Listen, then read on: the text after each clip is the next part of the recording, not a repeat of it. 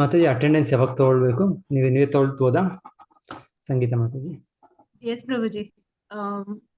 ಒಂದು 8:15 ತಗೊಂಡ್ರೆ ಆಗ್ಬೋದಲ್ಲ ಪ್ರಭುಜಿ? ಯಾವಾಗ ತಗೊಳ್ತೀರಾ ನೋಡಿ, ಇವಾಗ ತಗೊಳ್ತೀರಾ? ಪ್ರಭುಜಿ ಇದೆ ಅಲ್ಲ ನಿಮ್ಮ ಹತ್ರ ಅದು ತಗೊಳ್ಳಿಕ್ಕೆ? ಇದೆ ಪ್ರಭುಜಿ, ಲಿಂಕ್ ಇದೆ ಪ್ರಭುಜಿ.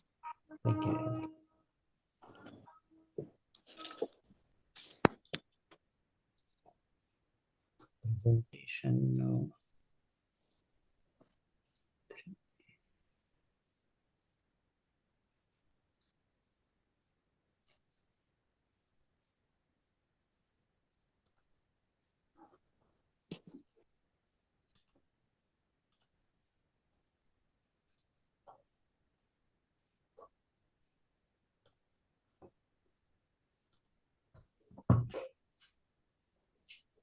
ओमज्ञानतिमिरान्धस्य ज्ञानाञ्जनशलाकया चक्षुरुन्मीलितं येन तस्मै श्रीगुरवे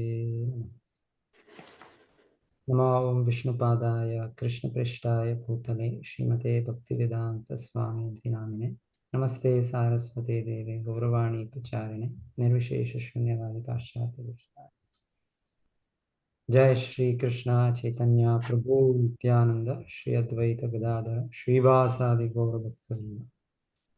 हरे कृष्णा कृष्ण कृष्ण हरे हरे, हरे राम राम राम हरे। ಕೆಳಗಡೆ ಇದೆ.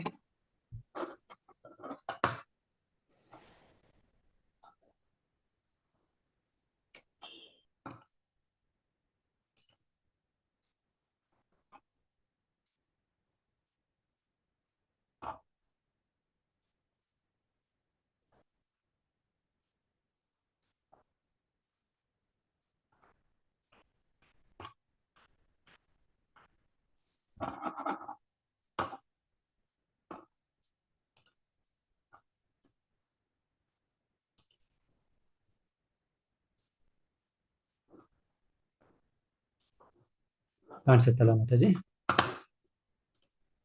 ಎಸ್ ಪ್ರಭುಜಿ ಕಾಣಿಸ್ತಾ.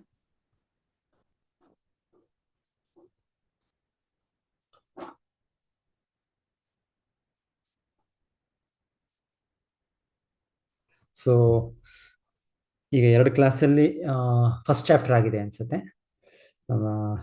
ಸಚ್ಚಿದಾನಂದ ಅದ್ವೈತ ಪ್ರಭು ಮತ್ತೆ ಸುಬುದ್ಧಿ ದಾಮೋದರ್ ಪ್ರಭು ಅವ್ರು ತೆಗೆದದ್ದು ಫಸ್ಟ್ ಚಾಪ್ಟರ್ ಕಂಪ್ಲೀಟ್ ಆಗಿರಬೇಕು. ಸೊ ಇವತ್ತು ಸೆಕೆಂಡ್ ಚಾಪ್ಟರ್ ಇದು.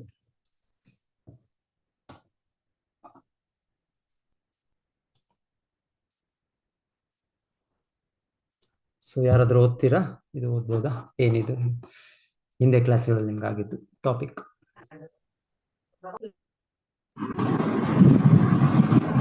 ಕೃಷ್ಣ ಪ್ರಭು ಪ್ರಭು ಹ್ಯಾಂಡ್ ರೈಸ್ ಮಾಡಿ. ಪಾಠ 2ರ ವಿಮರ್ಶೆ. ಶ್ರೀಮದ್ ಭಾಗವತ 1.1ವರೆಗೆ ನೋಡಿ ಚರ್ಚಿಸಲಾಗಿದೆ. ಋಷಿಗಳ 6 ಪ್ರಶ್ನೆಗಳು ಮತ್ತು ಸೂತ ಗೋಸ್ವಾಮಿಯವರ ಪ್ರತಿಕ್ರಿಯೆಗಳು. ಅಧ್ಯಾಯ 2ರ ಆರಂಭದ ಸಾರಾಂಶ. ನೈಜ ಮತ್ತು ಆಡಂಬರದ ಧರ್ಮವನ್ನು ವಿಶ್ಲೇಷಿಸಲಾಗಿದೆ. 1.12. ನಿರ್ಮತ್ಸಾರ ಮತ್ತು ಭಾಗವತ ಅಧ್ಯಯನಕ್ಕೆ ಸೂಕ್ತವಾದ ಮನೋಭಾವವನ್ನು ಪ್ರತಿಬಿಂಬಿಸಲಾಗಿದೆ. 1.12.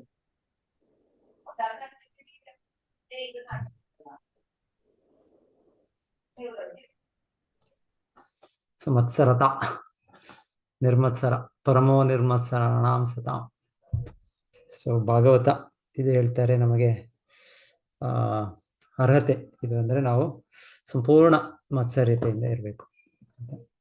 ಸೊ ಇದು ನಿಜವಾದ ನೆಲೆ, ಶುದ್ಧ ಭಕ್ತರು ಇರುವಂತ ನೆಲೆ, ಪರಮಹಂಸರು ಇರುವಂತ ನೆಲೆ. ಸೊ ನಾವು ಆ ನೆಲೆಯಲ್ಲಿ ಇಲ್ಲ ನಾವು. ಆದರೂ ಕೂಡ ನಮಗೆ ಆಚಾರ್ಯರು, ಶಿಲಪ್ರಭುಪಾದರು, ವೇದವ್ಯಾಸರು, ಶುಕಮುನಿಗಳು ಇವ್ರನ್ನೆಲ್ಲ ನಮಗೆ ಈ ಒಂದು ಅವಕಾಶ ಮಾಡಿಕೊಡ್ತಾ ಇದ್ದಾರೆ. ನಮಗೆ ಕಲಿಯುಗದಲ್ಲಿ ನಮಗೆ ಅಷ್ಟು ನಾವು ಬದ್ಧಾತ್ಮರು, ಅಷ್ಟು ಪತಿತರು, ನಾವು ಅಷ್ಟು ಅಧಮರು. ಆದರೂ ನಮಗೆ ಇಷ್ಟು ಉನ್ನತವಾದ ಗ್ರಂಥ ಭಾಗವತ, ಪರಮ ನಿರ್ಮತ್ಸರಾಸ್ತ್ರ, ಪರಮಹಂಸ ಸಂಹಿತ ಅದನ್ನು ನಮಗೆ ಕೊಡ್ತಾ ಇದ್ದಾರೆ. ಸೊ ಅಧ್ಯಾಯದ ಹೆಸರೇ ಹೇಳಿದಾಗೆ 6 ಋಷಿಗಳ ಪ್ರಶ್ನೆ. ಸೊ 6 ಪ್ರಶ್ನೆಗಳು. ಸೊ ಆ ಪ್ರಶ್ನೆಗಳಿಗೆ ಉತ್ತರ ಈ 2ನೇ ಅಧ್ಯಾಯದಲ್ಲಿ ತುಂಬಾ ಉತ್ತರಗಳು ಬರ್ತವೆ.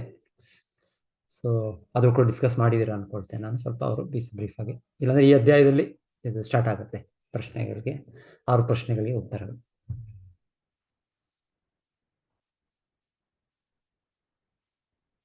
ಮತ್ತೆ ನೈಜ ಮತ್ತೆ ಆಡಂಬರದ ಧರ್ಮವನ್ನು ವಿಶ್ಲೇಷಿಸಲಾಗಿದೆ. ಧರ್ಮ ಪ್ರೋಜಿತ ಕೈತವೋ ಅತ್ರ.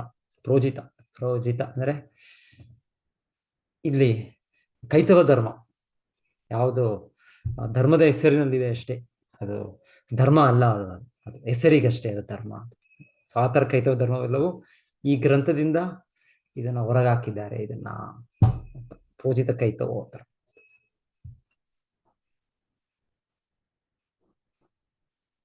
ಎಸ್, ಇವಾಗ ಹ್ಯಾಂಡ್ಸ್ ರೈಸ್ ಮಾಡಿದವರಲ್ಲಿ ನೇತ್ರ ಮೋಹನ್ ಮಾತು ನೀವು ಓದಿ. ಹರೇ ಕೃಷ್ಣ ಪ್ರಭುಜಿ. ಅಧ್ಯಾಯ 2 ಅವಲೋಕನ, ದೈವತ್ವ ಮತ್ತು ದೈವಿಕ ಸೇವೆ. 1ನೇ ಅಧ್ಯಾಯ 5ನೇ ಶ್ಲೋಕ. ಸೂತ ಮುನಿಗಳು ಶುಕದೇವ ಮತ್ತು ವ್ಯಾಸರಿಗೆ ತನ್ನ ಗೌರವವನ್ನು ಅರ್ಪಿಸುತ್ತಾರೆ ಮತ್ತು ಋಷಿಗಳ ವಿಚಾರಣೆಯನ್ನು ಮೆಚ್ಚುತ್ತಾರೆ. ಕೃಷ್ಣನಿಗೆ ಶುದ್ಧ ಭಕ್ತಿಯೇ ಪರಮ ಧರ್ಮ. ಭಾಗವತವನ್ನು ಕೇಳುವುದು ಕೃಷ್ಣನಿಗೆ ಶುದ್ಧ ಭಕ್ತಿಯನ್ನು ಸಾಧಿಸುವ ಪ್ರಕ್ರಿಯೆ. ಕೃಷ್ಣ ವಾಸುದೇವ ಜೀವನದ ಪರಮೋಚ್ಚ ಗುರಿ. 30-34 ಪುರುಷ ಅವತಾರಗಳು ರಚಿಸುತ್ತವೆ ಮತ್ತು ನಿರ್ವಹಿಸುತ್ತವೆ. ಧನ್ಯವಾದ ಪ್ರಭುಜಿ. ಹರೇ ಕೃಷ್ಣ. ಪ್ರಭುಜಿ ಫುಲ್ ಸ್ಕ್ರೀನ್ ಬರ್ಲಿಲ್ಲ. Full screen okay. ನಾನು ಪಾರ್ಷಲ್ ಆಗಿ ಇದು ಶೇರ್ ಮಾಡ್ತಾ ಇದ್ದೀನಿ. ಸರಿ ಪ್ರಭು. ಸ್ಲೈಡ್ ಮಾಡಲ್ ಹಾಕಿ ಪ್ರಭು, ಅದು ಪಿಪಿಟಿ. ಅಲ್ಲ ಹೀಗೆ ಪರವಾಗಿಲ್ಲ ಅಲ್ವಾ? ಹೀಗೆ ಇರ್ಲಿ. ಹಾ, ಈಗ ಪರವಾಗಿಲ್ಲ ಕಾಣುತ್ತಲ್ಲ ಎಲ್ಲರಿಗೂ? ಓಕೆ. ಹೀಗೆ ಇರ್ಲಿ. ನಾನು ಪಕ್ಕದಲ್ಲಿ ಇಲ್ಲಿ ಇಂಗ್ಲಿಷ್ ಕೂಡ ಹಾಕೊಂಡಿದ್ದೀನಿ. ನನಗೆ ಒಂದೊಂದು ಪದಗಳು ಸ್ವಲ್ಪ ಕನ್ನಡದಲ್ಲಿ ಇದಾಗುತ್ತೆ, ಕಷ್ಟ ಆಗುತ್ತೆ. ಹಾಗೆ ನನಗೆ ಇಂಗ್ಲಿಷ್ ಇದ್ರೆ ನನಗೆ ಅನುಕೂಲ.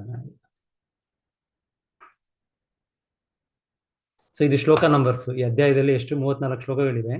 ಇದರಲ್ಲಿ ಮೊದಲನೇ 5 ಶ್ಲೋಕಗಳಲ್ಲಿ ಸೂತ ಗೋಸ್ವಾಮಿಯರು ತಮ್ಮ ಗುರುಗಳಾದ ಶುಕಮುನಿಗಳು ಮತ್ತೆ ಎಲ್ಲರ ಗುರುಗಳು ವೇದವ್ಯಾಸರು, ಸೊ ಹಾಗೆ ಅವರ ವಂದನೆಗಳ ಅರ್ಪಿಸೋದು, ಮತ್ತೆ ಈ ಋಷಿಮುನಿಗಳ ಅವರ ಪ್ರಶ್ನೆಗಳಿಗೆ ಅದನ್ನ ಪ್ರಶಂಸೆ ಮಾಡೋದು.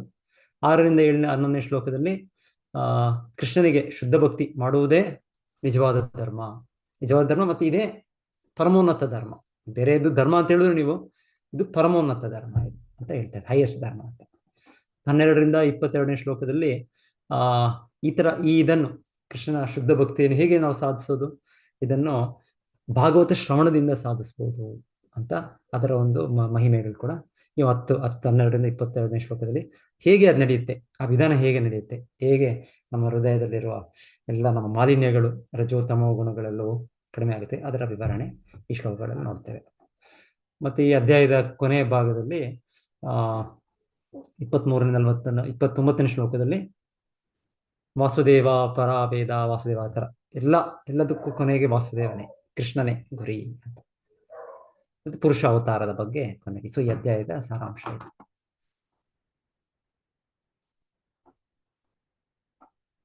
ಸೊ ಓದಿದ್ದೀರಾ ಎಲ್ಲರೂ?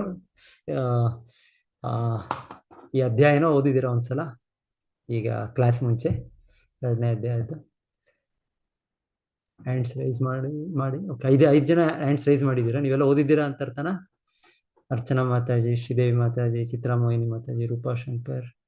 ನಾನು ಓದಲಿಕ್ಕೆ ರೈಸ್ ಮಾಡಿದ್ದು ಪ್ರಭುಜಿ. ಅಲ್ಲ ಈ ಅಧ್ಯಾಯ ಓದಿದಿರ ಮೊದಲು? ಈಗ ಓದಿದ್ದೇವೆ ಪ್ರಭುಜಿ. ಮುಂಚೆ ಓದಿರ್ತೀರಾ ಅಲ್ಲ? ಈಗ ಸದ್ಯಕ್ಕೆ ರೀಸೆಂಟ್ ಆಗಿ ಇವಾಗ 1 or 2 days 3-4 days ಮುಂಚೆ ಓದಿದ್ದೇವೆ ಪ್ರಭುಜಿ. ಯಾಕಂದ್ರೆ ಅವಾಗ ನಿಮಗೆ ಫುಲ್ ಫ್ಲೋ ಇರುತ್ತೆ ನಿಮ್ಗೆ. ಮತ್ತೆ ಇನ್ನೇನಾದ್ರು ನಿಮ್ಗೆ ಅಲ್ಲಿ ಬಗ್ಗೆ ಸ್ವಲ್ಪ ಸಂಶಯಗಳು, ಡೌಟ್ಸ್ ಇದ್ರು ಕೂಡ ಡಿಸ್ಕಷನ್ ಮಾಡ್ಬೋದು, ಅದು ಬೆಟರ್.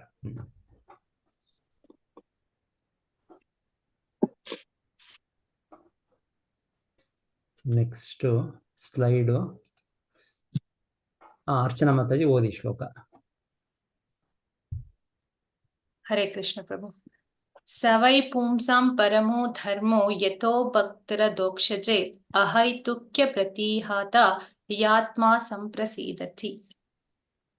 ಪುಂಸೋ ಪರೋ ಧರ್ಮೋ ಯಥೋ ಭಕ್ತರ ದೋಕ್ಷಜೆ ಅಹೈತುಕ್ಯ ಪ್ರತಿಹತ ಮಾಡ್ಕೊಬೇಡಿ.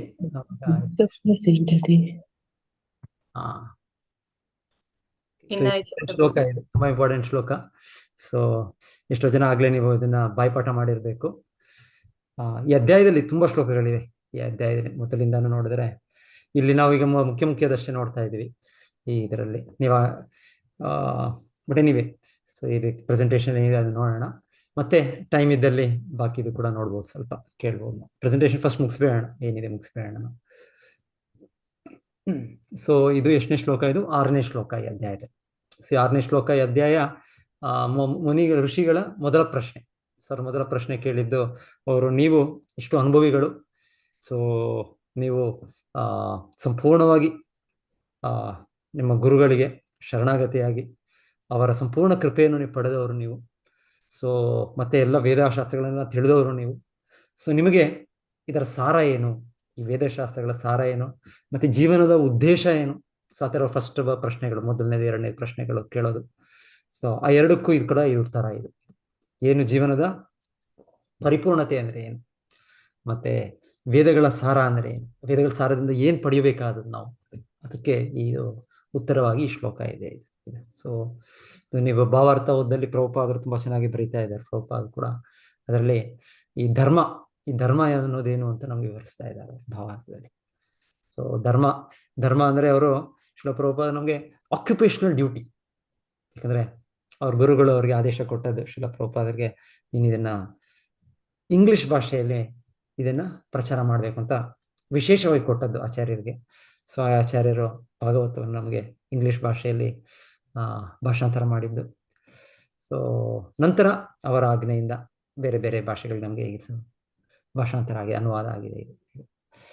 ಇಲ್ಲಾಂದ್ರೆ ಭಾಗವತ ತುಂಬಾ ಹಳೆಯ ಗ್ರಂಥ, ಇದು ಹೊಸ ಗ್ರಂಥ ಅಲ್ಲ.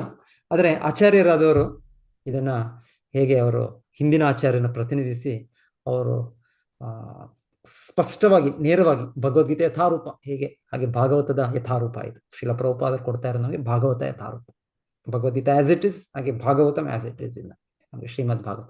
ಇವತ್ತು ಬಹಳ ಜನ ವಿಮರ್ಶಕರಿದ್ದಾರೆ, ಬಹಳ ಜನ ಅದು ಪರ್ಟಿಕ್ಯುಲರ್ ಭಗವದ್ಗೀತೆಗೆ ಅದು ಅವಶ್ಯಕತೆ. ಯಾಕಂದ್ರೆ ಭಗವದ್ಗೀತೆ ತುಂಬಾ ಜನ ಅದನ್ನ ಲಿಬರ್ಟಿ, ತುಂಬಾ ಅದನ್ನ ಅದರ ಲಾಭ ಪಡಿಲಿಕ್ಕೆ ಅವರವರ ವ್ಯಾಖ್ಯಾನಗಳು ಕೊಡಕ್ಕೆ ಆರಂಭ ಮಾಡಿದ್ದಾರೆ. ಸೊ ಹಾಗೆ ಶ್ರೀಲ ಪ್ರಭುಪಾದರು ಅದನ್ನ, ಇದು ಆ ರೀತಿಯ ಭಗವದ್ಗೀತೆ ಅಲ್ಲ, ಇದು ಭಗವದ್ಗೀತೆ ಯಾವುದು ಕೃಷ್ಣ ಅರ್ಜುನನಿಗೆ ಹೇಳಿದ್ದು, ಯಾವ ರೀತಿ ಕೃಷ್ಣ ಹೇಳಿದ್ದು ಸಂದೇಶ ಏನಾಗ ಅರ್ಜುನ ಅರ್ಥ ಆಗಿದೆ, ಮತ್ತು ಅರ್ಜುನ ಹೇಗೆ ಅರ್ಥ ಮಾಡ್ಕೊಂಡಿದ್ದಾರೆ.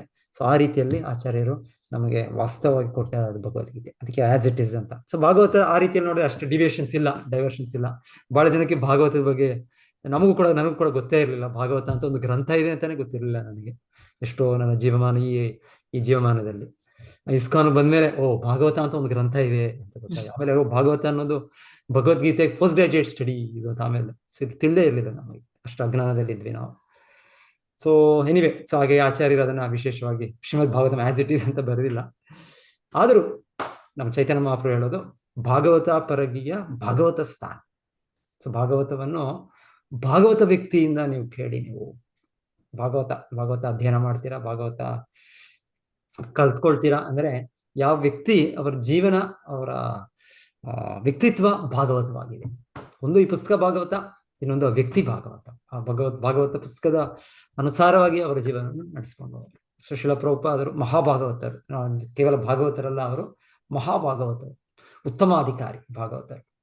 ಸೊ ಅವರು ನಮಗೆ ಈ ಭಾಗವತವನ್ನು ಇದನ್ನು ಈ ಶ್ಲೋಕದಲ್ಲಿ ಧರ್ಮ ಅನ್ನೋದಕ್ಕೆ ಅವರು ತುಂಬಾ ಚೆನ್ನಾಗಿ ಅವರು ಅದು ನಮ್ಮ ಕರ್ತವ್ಯ, ಅದು ನಮಗೆ ನಮ್ಮ ಒಂದು ಪ್ರಾಪರ್ಟಿ, ನಮ್ಮ ಒಂದು ಕ್ಯಾರೆಕ್ಟರಿಸ್ಟಿಕ್, ನಮ್ಮ ಒಂದು ಅದನ್ನು ಬಿಡ್ಲಿಕ್ಕೆ ಆಗೋದಿಲ್ಲ ನಾವು. ಸೊ ಬಹಳ ಚೆನ್ನಾಗಿ ಶ್ರೀಲ ಪ್ರಭುಪಾದರು ಇದು ಆಕ್ಯುಪೇಷನಲ್ ಡ್ಯೂಟಿ, ಇದು ಪ್ರತಿಯೊಬ್ಬರ ಕರ್ತವ್ಯ. ಇದು ಭಗವಂತನು ಪರಮಪೂರ್ಣ, ಪರಮ ಪುರುಷ, ಪರಮ ಸತ್ಯ, ನಾವು ಅವನ ನಿತ್ಯ ಅಂಶವಾಗಿ ನಿತ್ಯ ಸೇವಕರು. ಸೊ ನಿತ್ಯ ಸೇವಕರಾಗಿ ನಮಗೂ ಭಗವಂತನಿಗೂ ತುಂಬಾ ಒಂದು ಆತ್ಮೀಯ ಸಂಬಂಧ ಇದೆ. ಪರ್ಪರ್ಟ್ ಇದು ಒಂದು ನಿಮಿಷ ನೋಡ್ತೀನಿ, ಇದರದೇ ಪಾಯಿಂಟ್ಸ್ ಇರಬೇಕು, ಇಲ್ಲ ನೋಡ್ಕೊಂಡು ಹೋಗೋಣ. ಶ್ರೀದೇವಿ ಮಾತಾಜಿ ಓದಿ. ಹರೇ ಕೃಷ್ಣ ಪ್ರಭುಜಿ. ಪರಮ ಪುರುಷನ ಪ್ರೇಮಪೂರ್ಣ ಭಕ್ತಿ ಸೇವೆ ನೆಲೆಗೆ ಕೊಂಡೊಯ್ಯುವ ವೃತ್ತಿಯೇ ಮಾನವರೆಲ್ಲರಿಗೂ ಪರಮ ವೃತ್ತಿ ಧರ್ಮ ಎನಿಸಿಕೊಳ್ಳುತ್ತದೆ. ಸಂಪೂರ್ಣ ತೃಪ್ತಿ ನೀಡಬೇಕಾದಲ್ಲಿ ಅಂತಹ ಭಕ್ತಿ ಸೇವೆಯು ಬೇರೆ ಯಾವುದರಿಂದಲೂ ಪ್ರೇರಿತವಲ್ಲದ್ದು ನಿರಂತರವಾದದ್ದು ಆಗಿರಬೇಕು. ಹರೇ ಕೃಷ್ಣ ಪ್ರಭುಜಿ. ಅಹೇತುಕಿ ಅಪ್ರತಿಹತ.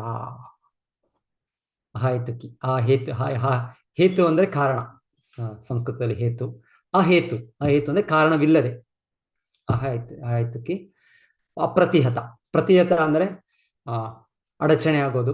ಅಪ್ರತಿಹತ ಅಂದ್ರೆ ಅಡಚಣೆ ಇಲ್ಲದಿರೋದು, ಸತತವಾಗಿರುವಂಥದ್ದು, ನಿರಂತರವಾಗಿರುವಂಥದ್ದು. ಅಹೇತುಕಿ ಅಪ್ರತಿಹತ. ಯಾಕಂದ್ರೆ ನಾವು ಹೇಳ್ತೇವೆ ನಮ್ಮ ಧರ್ಮ ಎಲ್ಲರಿಗಿಂತ ಉನ್ನತವಾದದ್ದು, ಇಲ್ಲಾಂದ್ರೆ ನಮ್ಮ ಧರ್ಮ ನಮಗೆ, ನಿಮ್ಮ ಧರ್ಮ ನಿಮಗೆ. ಎಷ್ಟೋ ಜನ ಕೇಳ್ತೇವೆ, ಭೇಟಿ ಮಾಡಿದಾಗ ಅವ್ರು ಹೇಳ್ತಾರವ್ರು, ನೀವ್ ಯಾಕೆ ನೀವು ನಿಮ್ಮ ಧರ್ಮದ ಬಗ್ಗೆ ನಮ್ಗೆ ಹೇಳ್ತಾ ಇದ್ದೀರಾ? ನಾವು ನಮ್ಮ ಧರ್ಮದಲ್ಲಿ ನಾವು ಪಾಲನೆ ಮಾಡ್ತೇವೆ, ನಮಗೆ ಇದರಲ್ಲಿ ಆನಂದ ಇದೆ, ನಮಗೆ ಇನ್ನೊಂದು ನಮ್ಮ ಕರ್ತವ್ಯ ಮಾಡ್ತಾ ಇದ್ದೀವಿ, ನಮ್ಮ ಒಳ್ಳೇದು ನಮ್ಗೆ ಗೊತ್ತು, ನಮ್ಗೆ ನೀವ್ ಯಾಕೆ ಹೇಳ್ತೀರಾ ನಮ್ಗೆ? ಅದು ನಿಮ್ಮದು ನಿಮಗೆ, ನಮ್ಮದು ನಮಗೆ. ಸೊ ಹಾಗೆ ಜನರು ನಮ್ಮ ಹಿಂದೂ ಸಂಸ್ಕೃತಿಯಲ್ಲೇ ಬೇರೆ ಬೇರೆ ವಿಧಾನಗಳು ಹೇಳ್ತಾ ಇರ್ಬೋದು. ಬೇರೆ ಬೇರೆ ದೇವತಾ ಆರಾಧನೆಗಳಿರ್ಬೋದು, ಬೇರೆ ಬೇರೆ ಯಜ್ಞಗೌಮಗಳಿರ್ಬೋದು, ಬೇರೆ ಬೇರೆ ಮಂತ್ರಗಳಿರ್ಬೋದು, ಜಪ ಮಾಡೋದು, ಬೇರೆ ಬೇರೆ ತಪಸ್ಸಿಗಳಿರ್ಬೋದು, ಬೇರೆ ಬೇರೆ ಯೋಗಾಭ್ಯಾಸಗಳಿರ್ಬೋದು, ಎಷ್ಟೆಷ್ಟು ರೀತಿಯ ಒಂದು ಆಚರಣೆಗಳು, ಇದು ನಮ್ಮ ಧರ್ಮ ಅಂತ ಹೇಳ್ತಾರೆ ಜನರು. ಸೊ ಅದೇ ರೀತಿಯಲ್ಲಿ ನಮ್ಮ ಬೇರೆ ಮತದಲ್ಲೂ ಕೂಡ ಇದು ನಮ್ಮ ಹಿಂದೂ ಧರ್ಮ, ಕ್ರೈಸ್ತ ಧರ್ಮ, ಮುಸ್ಲಿಂ ಧರ್ಮ, ಪಾರ್ಸಿ ಧರ್ಮ, ಸಿಖ್ ಧರ್ಮ, ಇಷ್ಟು 101 ಧರ್ಮಗಳಿವೆ. ಎಲ್ಲರೂ ಕೂಡ ಇದು ನಮ್ಮ ಧರ್ಮ, ಇದು ನಮ್ಮ ಧರ್ಮದ ಪ್ರಕಾರ. ಯಾರೋ ಗಾಂಧಿಗೆ ಹೇಳಿದ್ದು ಏನು, ನೀವು ಹೀಗೆ ಇಷ್ಟು ನೀವು ಏನ್ ಹೇಳ್ತಾರೆ, ನಾನ್ ವೈಲೆನ್ಸ್ ಅಂದ್ರೆ ಅಹಿಂಸೆ, ಇದಕ್ಕೆ ಇದು ಮಾಡ್ತಾ ಇದ್ದೀರಾ ನೀವು. ಸೊ ಒಂದು ಮತದವರು ಅವರು ಗೋ ಹತ್ಯೆ ಮಾಡಿ ಅವ್ರು ಇದು ಮಾಡ್ತಾ ಇದ್ದಾರಲ್ಲ, ಅದು ಅಹಿಂಸೆ ಅಲ್ವಾ ಅದು, ಅವ್ರು ನೀವು ಯಾಕೆ ಹೇಳ್ಬಾರ್ದು? ಸೊ ಅವ್ರು ಹೇಳೋದವ್ರು, ಅವರು ಗಾಂಧೀಜಿಯವರು, ಅದು ಅವರ ಧರ್ಮ, ನಾನೇನ್ ಮಾಡೋಕ್ಕಾಗುತ್ತೆ, ನಮ್ಮದಾದ ಅಲ್ಲ. ಸೊ ಅವ್ರಿಗೆ ಧರ್ಮ ಅಂದ್ರೆ ಏನು ಅಂತ ಗೊತ್ತಿಲ್ಲ ಜನರಿಗೆ. ಅದು ಧರ್ಮ ಅಲ್ಲ ಅದು. ಸೊ ಧರ್ಮ ಅನ್ನೋದು ಏನು ಅಂತ ಈ ಶ್ಲೋಕದಲ್ಲಿ ನಮ್ಗೆ ತಿಳಿತಾ ಇದೆ. ಧರ್ಮದ ನೆಲೆ ಏನು ಅಂತ ಹೇಳಿದ್ರೆ ಇಲ್ಲಿ ಅಹೈತುಕಿ ಅಪ್ರತಿಹತ. ಇದರಿಂದ ಯಯಾತ್ಮ ಸುಪ್ರಸೀದತಿ, ಸಂಪ್ರಸೀದತಿ ಅಥವಾ ಸುಪ್ರಸೀದತಿ. ಆಕ್ಚುಲಿ ನಾನು ಸುಪ್ರಸೀದತಿ ಇದೆ, ಇಲ್ಲಿ ಸಂಪ್ರಸೀದತಿ ಬಂದಿದೆ. ಓಕೆ, ಸುಪ್ರಸೀದತಿ. ಸೊ ಸುಪ್ರಸೀದತಿ ಅಂದ್ರೆ ಯಾರು ಏನಾದ್ರೂ ಮಾಡ್ಲಿ, ಅವರು ಧರ್ಮ ಅಂತ ಪಾಲನೆ ಮಾಡ್ಲಿ, ಆದ್ರೆ ಅದರಿಂದ ಅವ್ರಿಗೆ ಸಂಪೂರ್ಣ ಆತ್ಮತೃಪ್ತಿ ಆಗ್ತಾ ಇದೆಯಾ? ಅದು ಟೆಸ್ಟ್, ಅದು ಪರೀಕ್ಷೆ. ಯಾರೇನಾದ್ರೂ ಹೇಳ್ಬೋದು, ಅವರು ನಾನು ಮಾಡ್ತಾ ಇದ್ದೀನಿ, ನನ್ನ ಕರ್ತವ್ಯ ಮಾಡ್ತಾ ಇದ್ದೀನಿ, ನನ್ನ ಧರ್ಮ ಪಾಲನೆ ಮಾಡ್ತಾ ಇದ್ದೀನಿ, ಇದನ್ನ ಯಥೋಮತ್ ತಥೋಪತ್ ಅಂತ ಕೂಡ ಸ್ವಲ್ಪ ಜನ ಇದ್ದಾರೆ. ಅವರು ನಿಮ್ಗೆ ಯಾವ್ದು ಇಷ್ಟ ಆಗುತ್ತೋ ಮಾಡಿ. ಸೊ ಒಂದು ರೀತಿಯಲ್ಲಿ ಅವ್ರು ಹೇಳೋದು, ಎಲ್ಲವನ್ನೂ ಪೂಜೆ ಮಾಡ್ಬೋದು ನೀವು, ಎಲ್ಲವನ್ನೂ ನೀವು ಸ್ಮರಣೆ ಮಾಡ್ಬೋದು, ಎಲ್ಲವನ್ನೂ ಇದು ಮಾಡುವ, ಎಲ್ಲವೂ ಒಂದೇ ಬ್ರಹ್ಮನ್, ಎಲ್ಲ ನಿರಾಕಾರ ಬ್ರಹ್ಮಸ್ವರೂಪವೇ, ಇನ್ನೊಂದು ರೀತಿಯಲ್ಲಿ. ಸೊ ಹಾಗೆ ಅಂದ್ರೆ ಮಲಮೂತ್ರನ ಪೂಜೆ ಮಾಡೋಕ್ಕಾಗತ್ತ ನಾವು? ಸೊ ಅದು ಬೇರೆ, ಅದು ಮಲಮೂತ್ರ ಬೇರೆ, ಇನ್ನೊಂದು ಬೇರೆ ವಸ್ತುಗಳು, ಅದರ ಇದು ಬೇರೆ. ಅದು ಎನಿವೆ, ಹೀಗೆ ಜನರು ಎಲ್ಲವನ್ನೂ ಒಂದು ಎಲ್ಲ ಒಂದೇ ಮಾಡಕ್ ನೋಡ್ತಾರೆ. ಏನೇನೋ ರೀತಿಯ ಕಲ್ಪನೆಗಳು, ಎಷ್ಟೆಷ್ಟೋ ರೀತಿ, ಯಥೋಮತ್ ತಥೋಪತ್ ಇಲ್ಲ, ಈ ರೀತಿಯಲ್ಲ ಇದು. ಧರ್ಮ ಅಂದ್ರೆ ಈ ರೀತಿಯಲ್ಲ, ಅದರ ಪಾಲನೆ ಈ ರೀತಿಯಲ್ಲ. ಸೊ ಇಲ್ಲಿ ಹೇಳ್ತಾ ಇರೋದು, ನೀವು ಪಾಲನೆ ಮಾಡಿದಲ್ಲಿ ನಿಮಗೆ ಸಂಪೂರ್ಣ ಆತ್ಮತೃಪ್ತಿ ಆಗುತ್ತೆ. ಈ ಆತ್ಮ ಸುಪ್ರಸೀದತಿ. ಸೊ ಆತ್ಮ ಸುಪ್ರಸೀದತಿ, ಆತ್ಮ. ಸೊ ಮೊದಲಿಗೆ ನಮಗೆ ಆತ್ಮ ನಾವು ಅನ್ನೋದೇ ಕೂಡ ನಮಗೆ ಗೊತ್ತಿಲ್ಲ, ನಮಗೆ ಇವತ್ತಿನ ಆಧುನಿಕ ಪ್ರಪಂಚದಲ್ಲಿ. ಯಾಕಂದ್ರೆ ಮುಖ್ಯವಾಗಿ ಜನರು ಪಾಲನೆ ಮಾಡ್ತಾ ಇರೋದು ಧರ್ಮಗಳಲ್ಲಿ ಅವರ ಅನಿಸಿಕೆ, ಅರ್ಥ ಏನು ಅಂದ್ರೆ ನಾನು ದೇಹ ಅಂತ. ಸೊ ನಾನು ದೇಹ ಅಂದ್ರೆ ಈ ಸ್ಥೂಲ ದೇಹ ಆಗಿರ್ಬೋದು, ಪಂಚಭೂತದಿಂದ ಆದ, ಇಲ್ಲ ಅಂದ್ರೆ ಸೂಕ್ಷ್ಮ ದೇಹ ಆಗಿರ್ಬೋದು, ಮನಸ್ಸು, ಅಹಂಕಾರ, ಬುದ್ಧಿಯಿಂದ ಆಗುತ್ತೆ. ಸೊ ಇದಕ್ಕೆ ಒಂದು ನಾನು ಆನಂದವೇ ನನ್ನ ಆನಂದ ಅನ್ಕೊಂಡ್ಬಿಟ್ಟಿದ್ದೆ ನಾನು. ಸೊ ನಾವು ಇದಕ್ಕೋಸ್ಕರ ಧರ್ಮವನ್ನು ಪಾಲನೆ ಮಾಡ್ತಾ ಇದ್ದೇವೆ ನಾವು. ಇದರಲ್ಲಿ ನಾವು ಎಷ್ಟು ಬದ್ಧರಾಗಿದ್ದೇವೆ ಅಂದ್ರೆ, ಸ್ವಲ್ಪ ನಮ್ಮ ದೇಹಕ್ಕೆ ಏನೋ ಆಯ್ತು, ನಮಗೆ ಸ್ವಲ್ಪ ರೋಗ ಬಂತು, ಸ್ವಲ್ಪ ಆಯಾಸ ಆಯಿತು, ಸ್ವಲ್ಪ ನಮಗೆ ಸಂಪೂರ್ಣ ನಾವು ಬದ್ಧ ಜೀವನದಲ್ಲಿ ಸಂಪೂರ್ಣ ನಾವು ಮಾಯೆ ಹಿಡಿತದಲ್ಲಿದ್ದೇವೆ ನಾವು. ಸೊ ನಾವು ಏನ್ ಮಾಡ್ತಾ ಇರೋ ಧರ್ಮವು ಕೂಡ ಇದರ ಒಂದು ನಿವಾರಣೆಗೋಸ್ಕರ ಮಾಡ್ತಾ ಇದ್ದೇವೆ ನಾವು. ನಮ್ಮ ದೇಹದ ಸೂಕ್ಷ್ಮ ದೇಹ, ಸ್ಥೂಲ ದೇಹದ ನಿವಾರಣೆಗೆ, ಇಲ್ಲ ಸೂಕ್ಷ್ಮ ದೇಹ, ಮನಸ್ಸು, ಬುದ್ಧಿ, ಅಹಂಕಾರ, ಅದನ್ನು ಇದಾಗೋ ರೀತಿಯಲ್ಲಿ ಒಂದು ಧರ್ಮಗಳನ್ನು ಪಾಲನೆ ಮಾಡ್ತಾರೆ. ಸೊ ಶ್ರೀಲ ಪ್ರಭುಪಾದರು ಬಹಳ ಚೆನ್ನಾಗಿ ಭಾವಾರ್ಥದಲ್ಲಿ ಈ ತರ 2 ರೀತಿಯ ಸ್ವಾರ್ಥ ಇದೆ ಅಂತ ಅವರು ಮೊದಲಿಗೆ ಹೇಳ್ತಾರೆ. ಒಂದು ವೈಯಕ್ತಿಕ ಸ್ವಾರ್ಥ, ಪರ್ಸನಲ್ ಸೆಲ್ಫಿಶ್ನೆಸ್. ಇನ್ನೊಂದು ವಿಸ್ತಾರವಾದ ಸ್ವಾರ್ಥ, ಎಕ್ಸ್ಟೆಂಡೆಡ್ ಸೆಲ್ಫಿಶ್ನೆಸ್. ಎಕ್ಸ್ಟೆಂಡೆಡ್ ಸೆಲ್ಫಿಶ್ನೆಸ್ ಅಂದರೆ ಮೊದಲಿಗೆ ನಾವು ನಮ್ಮ ಇದನ್ನು ಬಿಟ್ಟು ನಮ್ಮ ಕುಟುಂಬದವರು, ನಮ್ಮ ಈ ದೇಹಕ್ಕೆ ಸಂಬಂಧದಲ್ಲಿರುವ ವ್ಯಕ್ತಿಗಳು, ಅವರ ಆನಂದವನ್ನು ನೋಡ್ತೇವೆ ನಾವು. ಮೊದಲಿಗೆ ನಮ್ಮ ಕುಟುಂಬವೇ ಫಸ್ಟು, ನಂತರ ಕುಟುಂಬದ ವಿಸ್ತರಣೆಗಳಾದ ನಮ್ಮ ಜಾತಿ ಆಗಿರ್ಬೋದು, ನಮ್ಮ ಒಂದು ಸ್ಥಳ, ನಮ್ಮ ಒಂದು ನಾವು ತುಳುನಾಡು, ನಮಗೋಸ್ಕರ ತುಳುನಾಡು, ಇದು ನಮ್ಮ ಕುಟುಂಬ, ನಾವು ಶೆಟ್ರು, ನಾವು ಇನ್ನೊಂದು ಬ್ರಾಹ್ಮಣರು, ನಾವು ಆ ಕುಟುಂಬದವರು ಅಂತ ನಮ್ಮ ಇದು, ಇಲ್ಲಾಂದ್ರೆ ನಮ್ಮ ಕನ್ನಡ ಇದು, ನಮ್ಮ ಭಾರತ ಇದು. ಸೊ ಈ ರೀತಿ ನಾವು ಇದೆಲ್ಲವೂ ಸ್ವಾರ್ಥವೇ, ಇದೆಲ್ಲ ದೇಹದ ಭಾವನೆಯಲ್ಲೇ ಇದೆಲ್ಲ ಇದು. ಸೊ ಈ ರೀತಿಯ ಒಂದು ನಮ್ಮ ಅಸ್ತಿತ್ವ ಇರ್ತವೆ ನಾವು. ಆದರೆ ಇದಕ್ಕಿಂತ ಹೆಚ್ಚಾಗಿ ಮೇಲೆ ಅಸ್ತಿತ್ವದಲ್ಲಿ ವ್ಯಕ್ತಿ, ನಾನು ಈ ಜಡವಸ್ತು ಅಲ್ಲ, ನಾನೊಂದು ಸೂಕ್ಷ್ಮವಾದ ಏನೋ ಮನೋಬುದ್ಧಿ ಅಹಂಕಾರ ಅಂತ ಅವ್ರ ಭಾವನೆ ಮಾಡಿಕೊಂಡು, ಒಂದು ಕವಿಗಳು, ಒಂದು ವಿಜ್ಞಾನಿಗಳು ಆ ರೀತಿಯಲ್ಲಿ ಅವ್ರು ಯಾವುದೋ ಒಂದು ಮಾನಸಿಕವಾಗಿ ಇದು ಬುದ್ಧಿ ಉಪಯೋಗಿಸ್ತಾ ಅವರು ಒಂದು ಆನಂದವನ್ನು ಪಡೀಲಿಕ್ಕೆ ಪ್ರಯತ್ನ ಪಡ್ತಾರೆ, ಚಟುವಟಿಕೆಗಳು ಮಾಡಲಿಕ್ಕೆ ಪ್ರಯತ್ನ ಪಡ್ತಾರೆ. ಸೊ ಆದರೆ ಆ ರೀತಿಯಲ್ಲಿ ಯಾರಿಗೂ ಕೂಡ ಆನಂದ ಬರೋದಿಲ್ಲ. ಸೊ ಬಹಳ ಚೆನ್ನಾಗಿ ಇದೇ ಶ್ಲೋಕದಲ್ಲಿ ಅನ್ಸುತ್ತೆ, ಯಾವುದರ ಶ್ಲೋಕದಲ್ಲದೆ, ಓಕೆ. ಸೊ ಶ್ರೀಲ ಪ್ರಭುಪಾದ ಇದರಲ್ಲೇ ಹೇಳೋದಾ?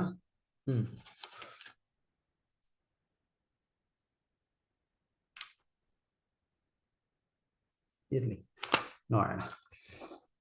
ಸೊ ಆತ್ಮ ಸುಪ್ರಸಿದ್ಧತಿ, ಆತ್ಮ ಸುಪ್ರಸಿದ್ಧತಿ. ನಿಮಗೆ ಯಾವ ಧರ್ಮ ನೀವು ಪಾಲನೆ ಮಾಡೋ ತೊಂದರೆ ಇಲ್ಲ, ನಿಮಗೆ ಸಂಪೂರ್ಣ ಸಂತೋಷ ನಿಮಗೆ ಸಿಗ್ಬೇಕು ಅಂದ್ರೆ ನೀವು ಅದನ್ನು ಪರಮಪುರುಷನಿಗೆ, ಯಾರು ಅಧೋಕ್ಷಜೆ, ಯಾರು ನಮಗ ಇಂದ್ರಿಯಗಳ ಈಚೆ ಇದ್ದಾರೆ, ಅವರಿಗೆ ನಾವು ನಿರಂತರವಾಗಿ ಯಾವ ಒಂದು ಅಡಚಣೆ ಇಲ್ಲದೆ ನಾವು ಮಾಡೋ ಭಕ್ತಿ ಸೇವೆ, ಅದು ಪರಮೋನ್ನತ ಧರ್ಮ.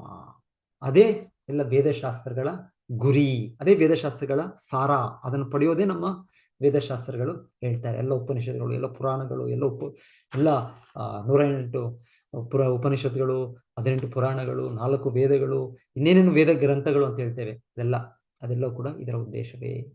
ಸೊ ಪ್ರತಿಯೊಬ್ಬ ವ್ಯಕ್ತಿ ಪುಂಸಾಂ ನಾವು ಇದನ್ನು ಮಾಡಬೇಕು ಅಂತ ಇಲ್ಲಿ ಹೇಳ್ತಾ ಇದೆ. ಅದೇ ನಮ್ಮ ಜೀವನದ ಗುರಿ ಅಂತ ಸೂತ ಗೋಸ್ವಾಮಿಗಳು ತಮ್ಮ ಅನುಭವದಿಂದ ಅವರ ಒಂದು ರಿಯಲೈಸೇಷನ್, ಸಾಕ್ಷಾತ್ಕಾರ ನಮಗೆ ತಿಳಿಸ್ಕೊಡ್ತಾ ಇದ್ದಾರೆ.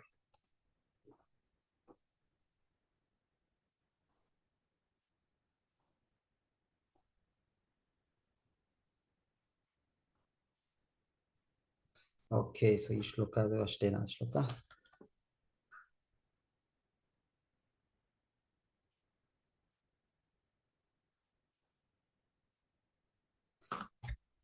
ಪಾಯಿಂಟ್ಸ್ ಇದ್ರೆ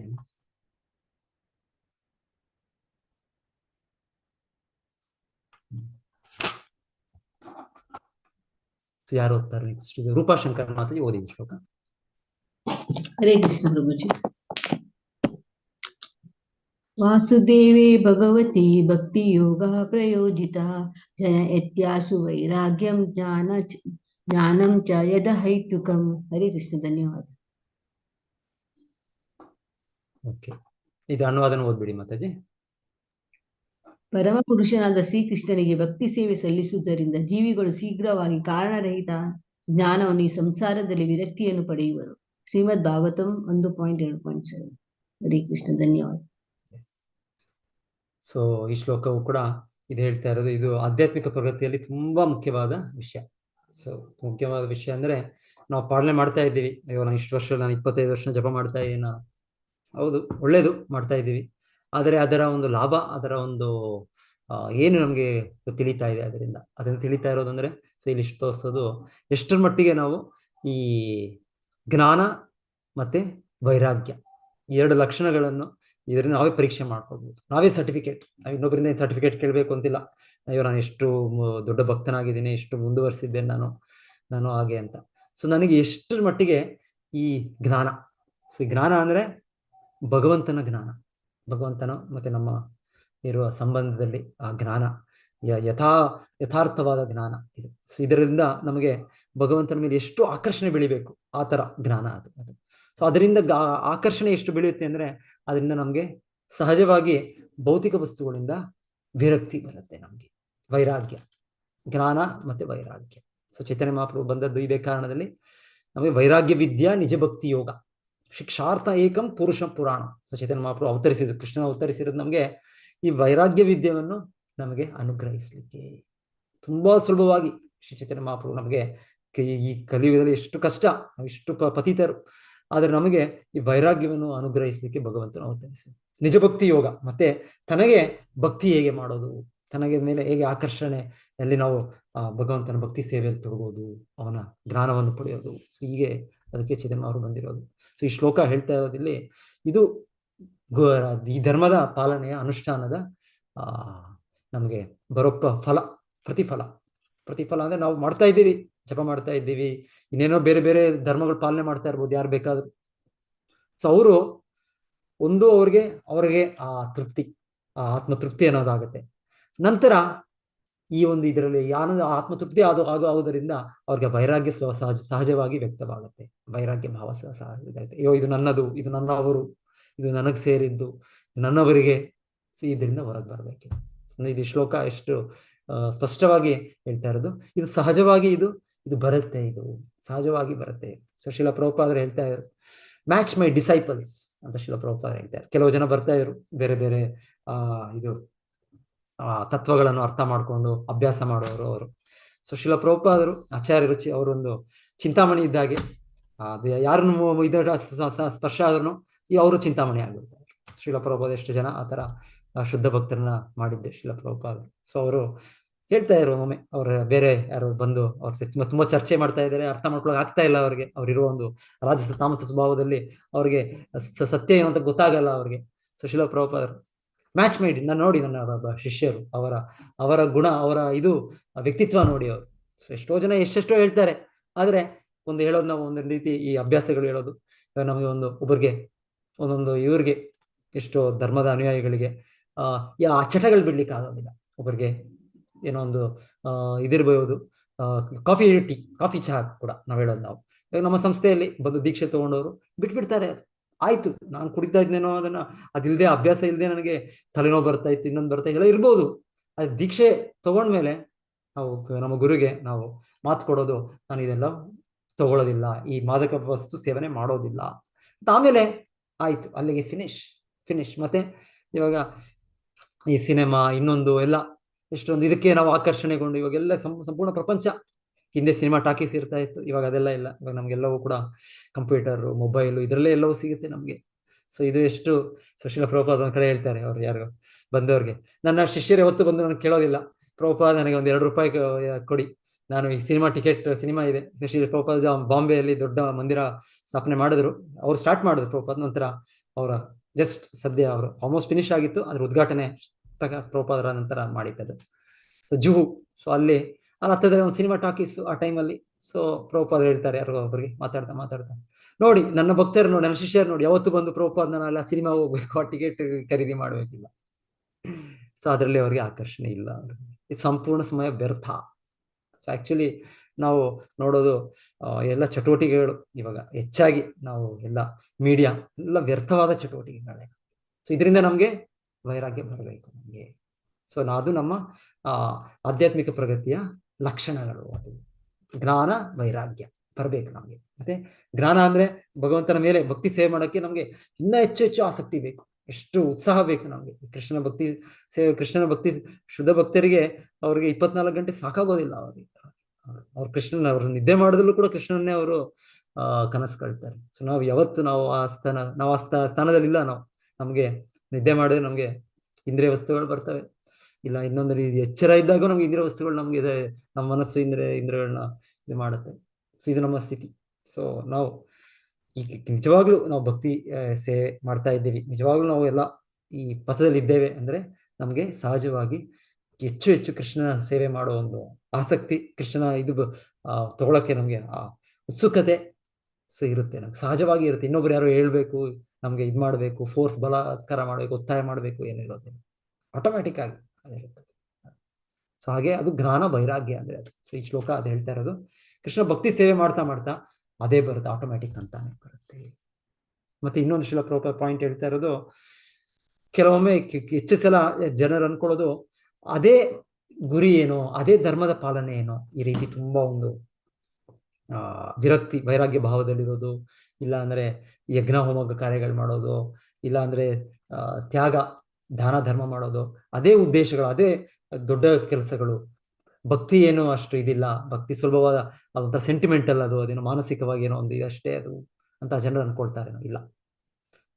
ಸೊ ಇಲ್ಲಿ ಈ ಶ್ಲೋಕಗಳಲ್ಲಿ ನಮ್ಗೆ ಹೇಳ್ತಾ ಇರೋದು ಇಲ್ಲ, ಭಕ್ತಿಯೇ ಪ್ರಮುಖ. ನಿಜವಾದ ಭಕ್ತಿ ಏನು ಅಂತ ನಮ್ಗೆ ಗೊತ್ತಿಲ್ಲ. ನಮ್ಗೆ ನಿಜವಾದ ಭಕ್ತಿ, ಶುದ್ಧ ಭಕ್ತಿ ಅಂತ ನಾವು ಅದನ್ನ ಆ ನೆಲೆಯಲ್ಲಿ ಹೇಳ್ತಾ ಇರೋದು. ಅಲ್ಲಿ ಇದೆಲ್ಲವೂ ಕೂಡ ಆಟೋಮೆಟಿಕ್ ಆಗಿ ತಂತಾನಾಗಿ ಬರ್ತವೆ. ಇದಕ್ಕೇನು ಪ್ರತ್ಯೇಕವಾದ ಒಂದು ಇದಿಲ್ಲ, ಇದಕ್ಕೆ ಪರಿಶ್ರಮ ಇಲ್ಲ. ಇಲ್ಲಿ ಬೇರೆದೆಲ್ಲವೂ ಏನ್ ಬೇಕು ಜ್ಞಾನ, ಅದು ಆಟೋಮೆಟಿಕ್ ಆಗಿ ಬರುತ್ತೆ ಭಕ್ತನಿಗೆ. ಏನ್ ಬೇಕು ವೈರಾಗ್ಯ, ಭಕ್ತನಿಗೆ ಆಟೋಮೆಟಿಕ್ ಆಗಿ ಬರುತ್ತೆ. ಸೊ ಇದು ಇಲ್ಲಿ ಹೇಳ್ತಾ ಇರೋದು ಭಕ್ತಿ. ನಾವು ಭಗವಂತನ ಭಕ್ತಿ ಸೇವೆ ಆಚಾರ್ಯರ ನಿರ್ದೇಶನದಲ್ಲಿ, ಶಾಸ್ತ್ರದ ನಿರ್ದೇಶನದಲ್ಲಿ ನಾವು ಮಾಡುವಂಥದ್ದು ಭಕ್ತಿ ಕಾರ್ಯಗಳು, ಶರಣ ಗುರುವಿನ ಆಶ್ರಯ ಶರಣಾಗತಿ ತಗೊಂಡು ಮಾಡುವ ಭಕ್ತಿ ಕಾರ್ಯಗಳು ನಮಗೆ ಸಹಜವಾಗಿ ನಮಗೆ ಆತ್ಮಹತ್ಯದ ಸಂತೃಪ್ತಿ ಬರುತ್ತೆ. ಸಹಜವಾಗಿ ನಮಗೆ ಭಗವಂತನ ನಮಗೆ ಇರುವ ನಿತ್ಯ ಸಂಬಂಧದ ಜ್ಞಾನವು ನಮಗೆ ವಾಸ್ತವವಾಗಿ ಬೆಳೆಯುತ್ತೆ. ಅದು ಸಾಕ್ಷಾತ್ಕಾರ. ಅದು ಅಯ್ಯೋ ಅವ್ರು ಹೇಳಿದ್ರು ಇವ್ರು ಹೇಳಿದ್ರು ಅಂತ ನಾವು ನಂಬೋದಂತಲ್ಲ, ನಮಗೆ ಅದು ಅನುಭವ ಆಗುತ್ತೆ. ಎಸ್, ಹೌದು, ಕೃಷ್ಣನ ಪರಮಪುರುಷನಿದ್ದಾನೆ, ನಾವು ಅವನ ನಿತ್ಯ ಸೇವಕ, ಕೃಷ್ಣನ ಪರಮಪೂರ್ಣ, ಪ್ರತಿಯೊಬ್ಬರ ಪರಮ ಹಿತೈಷಿ. ಸೊ ಹಾಗೆ ನಮಗೆ ಕೃಷ್ಣನೊಟ್ಟಿಗೆ ನಮಗೆ ಅದು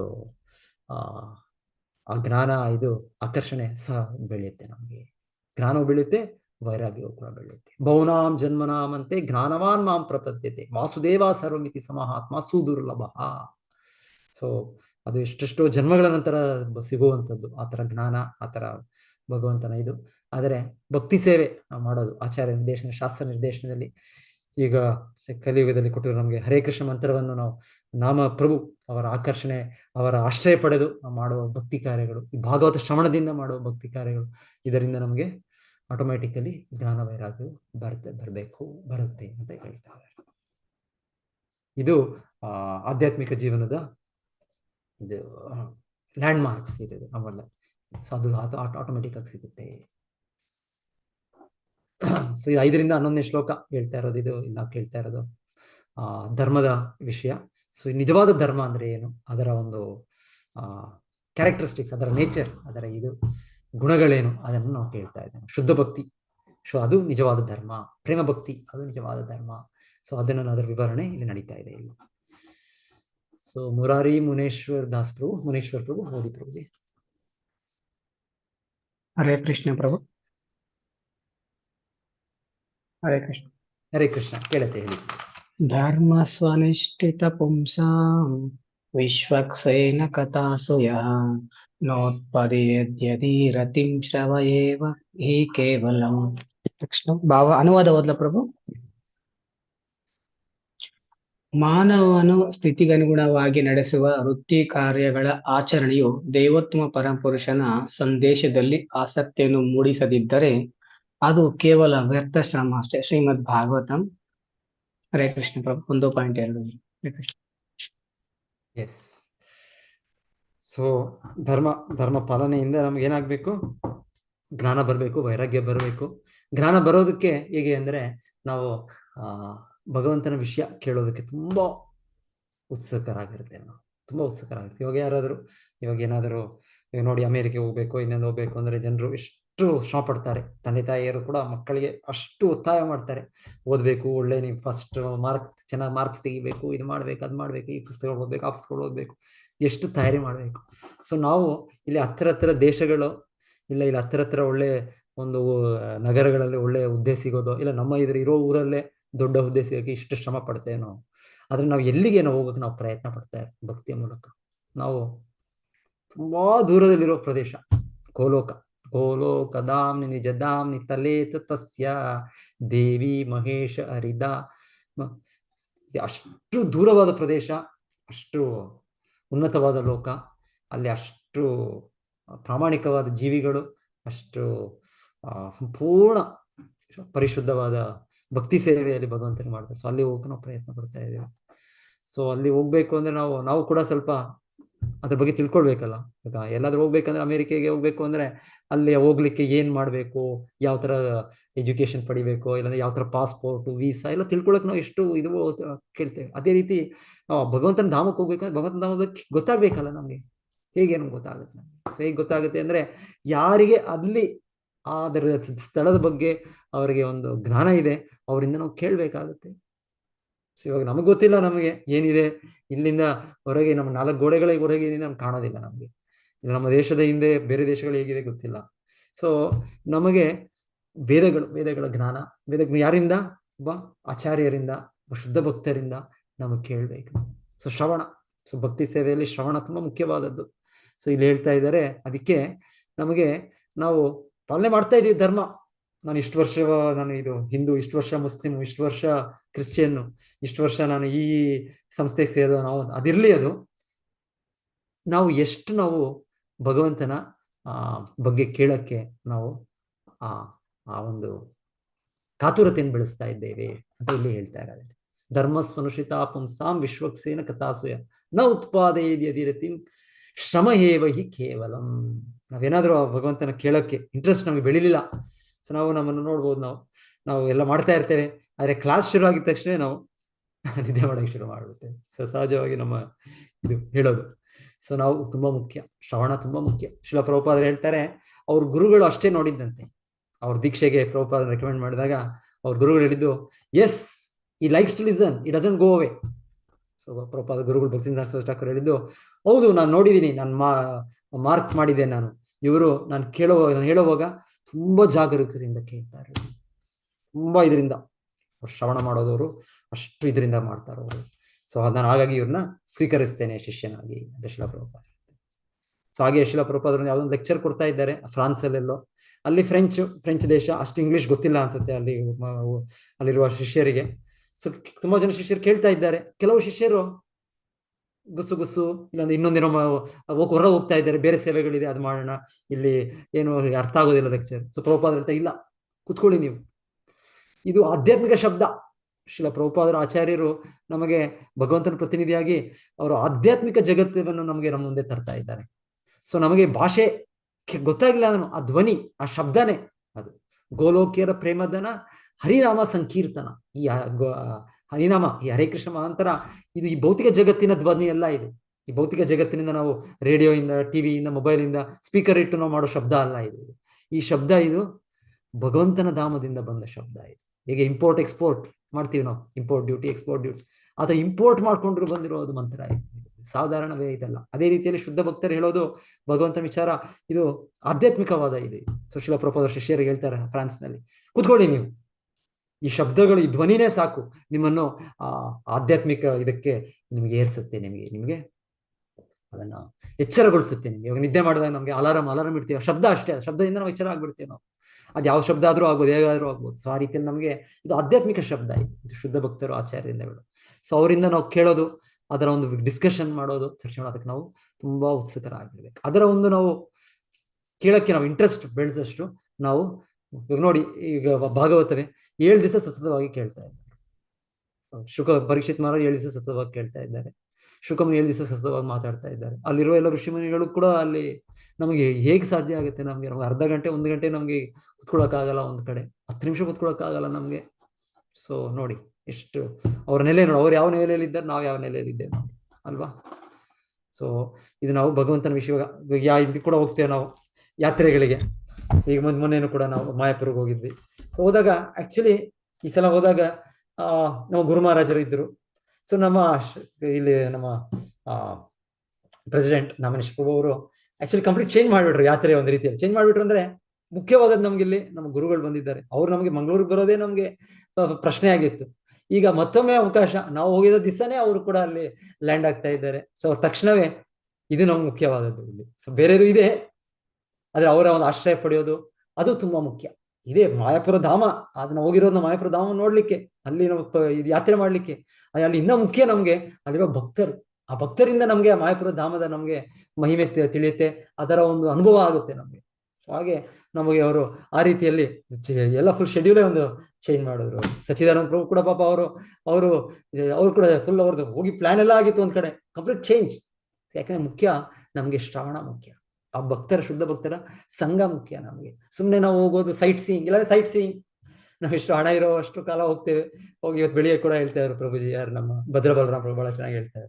ಸೊ ಹಾಗೆ ನಾವು ಹಣ ಇರೋವರೆಗೂ ಸೈಟ್ ಸೀಯಿಂಗ್ ಹೋಗೋಣ, ಹಣ ಇದೆ, ಹಣ ಖಾಲಿ ಇರೋವರೆಗೂ ಹೋಗಿ ಅಲ್ಲೊಂದು ಆ ಸ್ಥಳ ಹೋಗು, ಅಲ್ಲಿ ಹೋಗು, ಅಲ್ಲಿ ಈ ಐಟಮ್ ತಿನ್ನೋಣ, ಈ ತರ ಮಜಾ ಮಾಡೋಣ. ಸೊ ಆ ರೀತಿ ಜನರು ಹೋಗ್ತಾರೆ. ಎಲ್ಲಿಗೆ? ಒಂದೊಂದು ಇಲ್ಲೇ ಹತ್ರದಲ್ಲಿ ವೀಕೆಂಡ್ಸ್ ಅಲ್ಲಿ ಹೋಗ್ತಾರೆ. ಇಲ್ಲಿ ಒಂದು 50 ಕಿಲೋಮೀಟರ್ 100 ಕಿಲೋಮೀಟರ್, ಇಲ್ಲೊಂದು ಇನ್ನು ಸ್ವಲ್ಪ ಹಣ ಇದ್ದವರು ಒಂದು 400 ಕಿಲೋಮೀಟರ್ 500 ಕಿಲೋಮೀಟರ್ ಇಂದ ದೂರ ಹೋಗ್ತಾರೆ. ಇಲ್ಲ ಸ್ವಲ್ಪ ಜನ ಇನ್ನ 1000 ಕಿಲೋಮೀಟರ್ 2000, ಇಲ್ಲ ಸ್ವಲ್ಪ ಬೇರೆ ದೇಶಗಳಿಗೆ ಹೋಗ್ತಾರೆ. ಸೊ ಹಣ ಕಾಲಿಗೆ ವಾಪಸ್ ಬರ್ತಾರೆ. ಸೊ ಅವ್ರು ಅನ್ಕೊಳ್ಳೋದು ಇದು ಆನಂದ, ನಮ್ಗೆ ಇದು ತೃಪ್ತಿ ಇದಲ್ಲ. ಸೊ ಅದೇ ರೀತಿಯಲ್ಲಿ ಅದೇ ಮನೋಭಾವದಿಂದ ನಾವು ಕೂಡ ತೀರ್ಥಕ್ಷೇತ್ರಗಳಿಗೆ ಹೋಗ್ತೀವಿ. ನಾವು ಅಲ್ಲಿ ಹೋಗಿ ಕೂಡ ನಾವು ಮಾಡೋದು ಅದೇ. ನಾವು ಅಲ್ಲಿ ಹೋಗಿ ಒಳ್ಳೆ ಆಹಾರ, ಒಳ್ಳೆ ತಿಂಡಿ, ಒಳ್ಳೆ ಇದು, ಏನೋ ಒಂದು ಲಾಭ, ಸ್ವಲ್ಪ ಲಾಭ ಸಿಗುತ್ತೆ. ಆದ್ರೆ ನಿಜವಾದ ಲಾಭ ಅಂದ್ರೆ ನಾವು ಅಲ್ಲಿ ಇರೋ ಭಕ್ತರು, ಅವರ ಜೊತೆ ನಾವು ಸೇರಿ ದದಾತಿ ಪ್ರತಿಗ್ರಹಣಾತಿ ಗುಹ್ಯಮಾಖ್ಯಾತಿ ಪ್ರಚ್ಯತಿ. ಇದು ಭಕ್ತಿಯಲ್ಲಿ ನಾವು ಭಕ್ತರೊಟ್ಟಿಗೆ ನಮ್ಮ ವಿನಿಮಯ, ನಾವು ಆ ಸ್ಥಳ, ಆ ಪುಣ್ಯಕ್ಷೇತ್ರದ ನಿಜವಾದ ಲಾಭ ಅಂದ್ರೆ ಅಲ್ಲಿರುವ ವಾಸಿಸುತ್ತಿರುವ, ಅಲ್ಲಿ ಭಕ್ತಿ ಮಾಡ್ತಾ ಇರುವ ಭಕ್ತರ ಸಹವಾಸ, ಅದು ಮುಖ್ಯ. ತೀರ್ಥಿ ಕುರುವಂತಿ ತೀರ್ಥಾನಿ. ಸೊ ತೀರ್ಥ ಅದಾಗೋ ನಿಜವಾಗ್ಲೂ ಯಾರಿಂದ? ಶುದ್ಧ ಭಕ್ತರು ತೀರ್ಥಿ ಕುರುವಂತಿ. ಸೊ ಆ ಅಭ್ಯಾಸ ಮಾಡ್ತಾ ಇರೋ ಶುದ್ಧ ಭಕ್ತರಿಂದ ಅದರ ಲಾಭ ಬರೋದು. ಸೊ ಹಾಗೆ ಅವರಿಂದ ಏನು ಲಾಭ ಪಡೆಯೋದು ನಾವು? ಅವರಿಂದ ಲಾಭ ಇನ್ನೇನಿಲ್ಲ. ಅವ್ರ ಹತ್ರ ಹಣ ಇಲ್ಲ, ಅವ್ರ ಹತ್ರ ಇನ್ನೊಂದು ಇನ್ನೇನಿಲ್ಲ. ಅವ್ರ ಹತ್ರ ಇರೋದು ಶುದ್ಧ ಭಕ್ತಿ ಇದೆ. ಆ ಶುದ್ಧ ಭಕ್ತಿಯ ಒಂದು ಇದು ಹಾದಿಯಲ್ಲಿ ಅವ್ರು ಇರೋದ್ರಿಂದ ಅವರು ನಮಗೂ ಕೂಡ ಅದರಲ್ಲಿ ಅವರು ತೆಗೆದುಕೊಂಡು ಹೋಗ್ಬೋದು ಅವರು.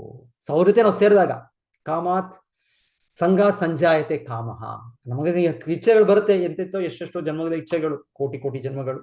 ಆದ್ರೆ ಇದು ನಮಗೆ ಇಂದ್ರಿಯ ಇಚ್ಛೆಗಳು, ಇಂದ್ರಿಯ ಸುಖಕ್ಕೆ ಬಂದಿರೋ ಇಚ್ಛೆಗಳು. ಆದ್ರೆ ಭಕ್ತರ ಜೊತೆಗೆ ನಾವು ಬಂದಾಗ ನಮಗೆ ಅವರಲ್ಲಿರುವ ಇಚ್ಛೆಗಳು ನಮಗೆ ಬರುತ್ತೆ. ಹೇಗೆ ಇನ್ಫೆಕ್ಷನ್ ನೀವು ಹೋಗ್ತೀರಾ, ಎಲ್ಲಾದ್ರೂ ಹೋದ್ರೆ ಒಂದು ಇನ್ಫೆಕ್ಷನ್, ಒಂದು ರೋಗ ಅಲ್ಲಿ ಸ್ಥಳದಲ್ಲಿ ಇದ್ರೆ, ಕೊರೋನಾ ವೈರಸ್ ಬಂದಾಗ ಎಲ್ಲರೂ ಭಯ ಆಗಿತ್ತು, ಏನಾಗುತ್ತೋ, ಎಲ್ಲರೂ ನಮಗ್ ಬಂದ್ಬಿಡುತ್ತೆ, ಒಬ್ಬರು ಮನೆ ಎಲ್ಲರಿಗೂ ಬಂದ್ಬಿಡುತ್ತೆ. ಸೊ ಇದು ಅದೇ ರೀತಿಯಲ್ಲಿ ನಾವು ಒಂದು ಕಡೆ ಹೋಗ್ತೇವೆ ಅಂದ್ರೆ ಅಲ್ಲಿ ಭಕ್ತರ ಜೊತೆ ಮಾತಾಡ್ತೇವೆ, ಅವರಿಂದ ಕೇಳ್ತೇವೆ. ಶ್ರವಣ ಅಂದ್ರೆ ಅವರ ಇಚ್ಛೆಗಳು ನಮಗ್ ಬರುತ್ತೆ. ನಮಗೆ ಅವ್ರ ಹೃದಯದಲ್ಲಿ ಕೃಷ್ಣನಿಗೆ ಏನು ಒಂದು ಹೇಳ್ತಾರೆ, ಒಂದು ರೀತಿಯ ಶುದ್ಧ ಭಕ್ತರಿಗೆ ಭಗವಂತನ ಸೇವೆ ಮಾಡೋಕ್ಕೆ ಒಂದು ಜ್ವಾಲೆ ಏನ್ ಹೇಳ್ತೀವಿ, ವಾಲ್ಕಿನೋ ಅಂತ ಹೇಳ್ತೀವಿ, ಆ ರೀತಿಯಲ್ಲಿ ಇರುತ್ತೆ. ನಮಗೂ ಇದೆ ಭಕ್ತನ ಕೃಷ್ಣ ಸೇವೆ ಮಾಡಕ್ಕೆ ಬಹಳ ಸ್ವಲ್ಪ ಇದೆ. ಸ್ವಲ್ಪ ಅದಕ್ಕೆ ಅಡಚಣೆಗಳು ಬಂದ್ರೆ ನಾವು ಬಿಟ್ಬಿಡ್ತೀವಿ ನಾವು ಸೇವೆ. ಆದ್ರೆ ಶುದ್ಧ ಭಕ್ತರ ಸೇವೆ ಆಗಲ್ಲ. ಎಷ್ಟು ರಿವರ್ಸಸ್ ಬರ್ಬೋದು, ಅವ್ರು ಸತತವಾಗಿ ಅವರು ಮುಂದುವರ್ಸ್ಕೊಂಡು ಹೋಗ್ತಾರೆ. ಅವರು ಸುಶೀಲ ಪ್ರಭುಪಾದರು, ನಾನು ಯಾವ್ದೋ ಓದ್ತಾ ಇದ್ದೆ ಮೊನ್ನೆ, ಅವರು ಅಮೆರಿಕೆಗೆ ಹೋದಾಗ ಪಾಪ ಪ್ರಭುಪಾದರು ಪುಸ್ತಕಗಳು ತಗೊಂಡೋದ್ರು. ಅವ್ರ ಹತ್ರ ಪ್ರಭುಪಾದರು ಎಕ್ಸ್ಪರ್ಟ್ ಅಂದ್ರೆ ಅವರು ಮೃದಂಗ ಎಕ್ಸ್ಪರ್ಟ್. ಅವರು ಚಿಕ್ಕ ವಯಸ್ಸಿನಲ್ಲೇ ಅವ್ರ ತಂದೆ ಅವ್ರನ್ನ ಕಲಿಸಿದ್ದು ಮೃದಂಗ. ಅವ್ರ ತಾಯಿ ಹೇಳ್ತಾ ಇದ್ರು, ಯಾಕೆ ಕಲಿಸ್ತಾ ಇದ್ದೀರಾ ಈ ಮೃದಂಗ, ಇದು ಇವನು ಅದಕ್ಕೆ ಬದಲು ಸ್ವಲ್ಪ ಬೇರೆ ವಿದ್ಯಾಭ್ಯಾಸ ಮಾಡಿ ಹಿಂದೆ ಹೋಗ್ತಾ ಇರೋ, ಇಂಗ್ಲೆಂಡ್ಗೆ ಹೋಗ್ಬೇಕು, ಇನ್ನೊಂದ್ ಕಡೆ ಹೋಗ್ಬೇಕು, ಹಣ ಸಂಪಾದನೆ ಮಾಡ್ಬೇಕು. ಸೊ ಅವ್ರ ತಾಯಿ ಪಾಪ ಸಹಜವಾಗಿ ಮಗನ ಮೇಲೆ ಆ ರೀತಿಯ ಒಂದು ಇಚ್ಛೆ. ಆಮೇಲೆ ಪ್ರಭುಪಾದರಿಗೆ 2 ಟೀಚರ್ ಇಟ್ಟಿದ್ರಂತೆ. ಒಂದು ಅವ್ರ ತಾಯಿ ಇಟ್ಟ ಟೀಚರು ಇದೆಲ್ಲ ಶಾಲೆದು ಸಬ್ಜೆಕ್ಟ್ಸ್ ಹೇಳ್ಕೊಡೋದು. ಇನ್ನೊಂದು ತಂದೆ ಇಟ್ಟಿರೋ ಟೀಚರು ಸಂಸ್ಕೃತ ಮತ್ತೆ ಈ ಮೃದಂಗ ಕಲಿಸ್ತಾ ಇದ್ರು ಪ್ರಭುಪಾದರಿಗೆ.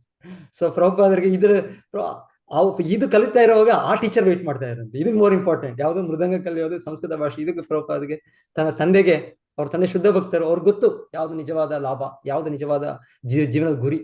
ಸೊ ಅವ್ರ ತಾಯಿ ಅಷ್ಟು ಗೊತ್ತಿಲ್ಲ ಅವ್ರಿಗೆ.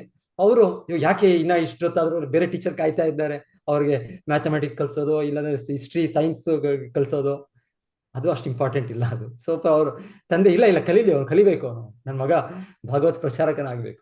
ಸೊ ಎನಿವೆ ಶಿಲ ಪ್ರಭುಪಾದರೆಲ್ಲ ಕಲ್ತಿದ್ರು. ಆದ್ರೂ ಅವರು ಅಮೆರಿಕೆಗೆ ಹೋಗುವಾಗ ಮೊದಲಿಗೆ ಶಿಲ ಪ್ರಭುಪಾದರು ಎಷ್ಟೊಂದು ತಗೊಂಡು ಹೋಗ್ತಾರೆ. ಪ್ರಭುಪಾದರು ಪುಸ್ತಕಗಳು ತಗೊಂಡು, ಅವ್ರ ಗುರು ಹೇಳಿದ್ರು, ನಿನಗೆ ಯಾವಾಗಾದ್ರೂ ಹಣ ಸಿಕ್ಕಿದ್ರೆ ಈ ಪುಸ್ತಕಗಳ ಮುದ್ರಣ ಮಾಡೋ ನೀನು, if ever get money print books. So ಇದು ಪ್ರಭುಪಾದರು ಅದನ್ನು ತುಂಬಾ ಆಂತರ್ಯವಾಗಿ ಆ ಒಂದು ಇಚ್ಛೆಯನ್ನು, ಅವರ ಗುರುವಿನ ಆದೇಶವನ್ನು ಅವರು ತಗೊಂಡ್ರು. ಶಿಲ ಪ್ರಭುಪಾದ ತಗೊಂಡು ಅವರು ಪುಸ್ತಕಗಳು, ಶ್ರೀಮದ್ ಭಾಗವತ, ಅದನ್ನ ಪ್ರಥಮ ಸ್ಕಂದ ನಾವೇನು ಓದ್ತಾ ಇದ್ದೇವೆ, ಇದರ ಮುದ್ರಣ ಆಗಿತ್ತು ಭಾರತದಲ್ಲಿ. ಪ್ರಭುಪಾದರು ಅವರ ವಯಸ್ಸು 69. ಸೊ ಪ್ರಭುಪಾದ ಈ ಗ್ರಂಥಗಳನ್ನು ತೆಗೆದುಕೊಂಡು ಹೋದ್ರು ಅಮೆರಿಕೆಗೆ. ಅವರು ಏನಿಲ್ಲ ಅಂದ್ರೆ ತೊಂದರೆ ಇಲ್ಲ, ನಾನು ಅಲ್ಲಿ ಏನಾಗುತ್ತೆ ಗೊತ್ತಿಲ್ಲ ನನಗೆ, ಈ ಪುಸ್ತಕಗಳಾದ್ರೂ ನಾನು ಸ್ವಲ್ಪ ಅಲ್ಲಿ ಜನರಿಗೆ ಇದು ಕೊಟ್ಟು ಬರ್ಬೋದು, ಈ ಜ್ಞಾನವನ್ನು ಕೊಟ್ಟು ಬರ್ಬೋದು, ನಾನು ಅಲ್ಲಿ ಏನಾಗುತ್ತೆ ಗೊತ್ತಿಲ್ಲ ನನಗೆ. ಸೊ ಪ್ರಭುಪಾದರು ಇದರಲ್ಲಿ ಅವ್ರ ಗುರುವಿನ ಆದೇಶದ ಮೇಲೆ ಪುಸ್ತಕಗಳು, ಮೃದಂಗ ತಗೊಂಡು ಹೋಗ್ಲಿಲ್ಲ ಪ್ರಭುಪಾದರು ಎಕ್ಸ್ಪರ್ಟ್ ಮೃದಂಗ ಪ್ಲೇಯರ್ ಪ್ರಭುಪಾದರು. ಅವ್ರ ಮೃದಂಗ ನೀವು ಕೇಳಿ ಎಷ್ಟು ಇದೆ. ಪ್ರಭುಪಾದ ಮೃದಂಗ, ಹಾರ್ಮೋನಿಯಂ ಎಲ್ಲಾನು ಶುದ್ಧ ಭಕ್ತರು, ಗೋಲೋಕದಿಂದ ಬರೋವರು. ಹೇಗೆ ನಾರದ ಮುನಿಗಳವರ ಹೇಗೆ ತಂಬೂರ ಹೇಗಿರುತ್ತೆ, ಹಾಗೆ ಪ್ರಭುಪಾದರು ಮೃದಂಗ ಇಲ್ಲ.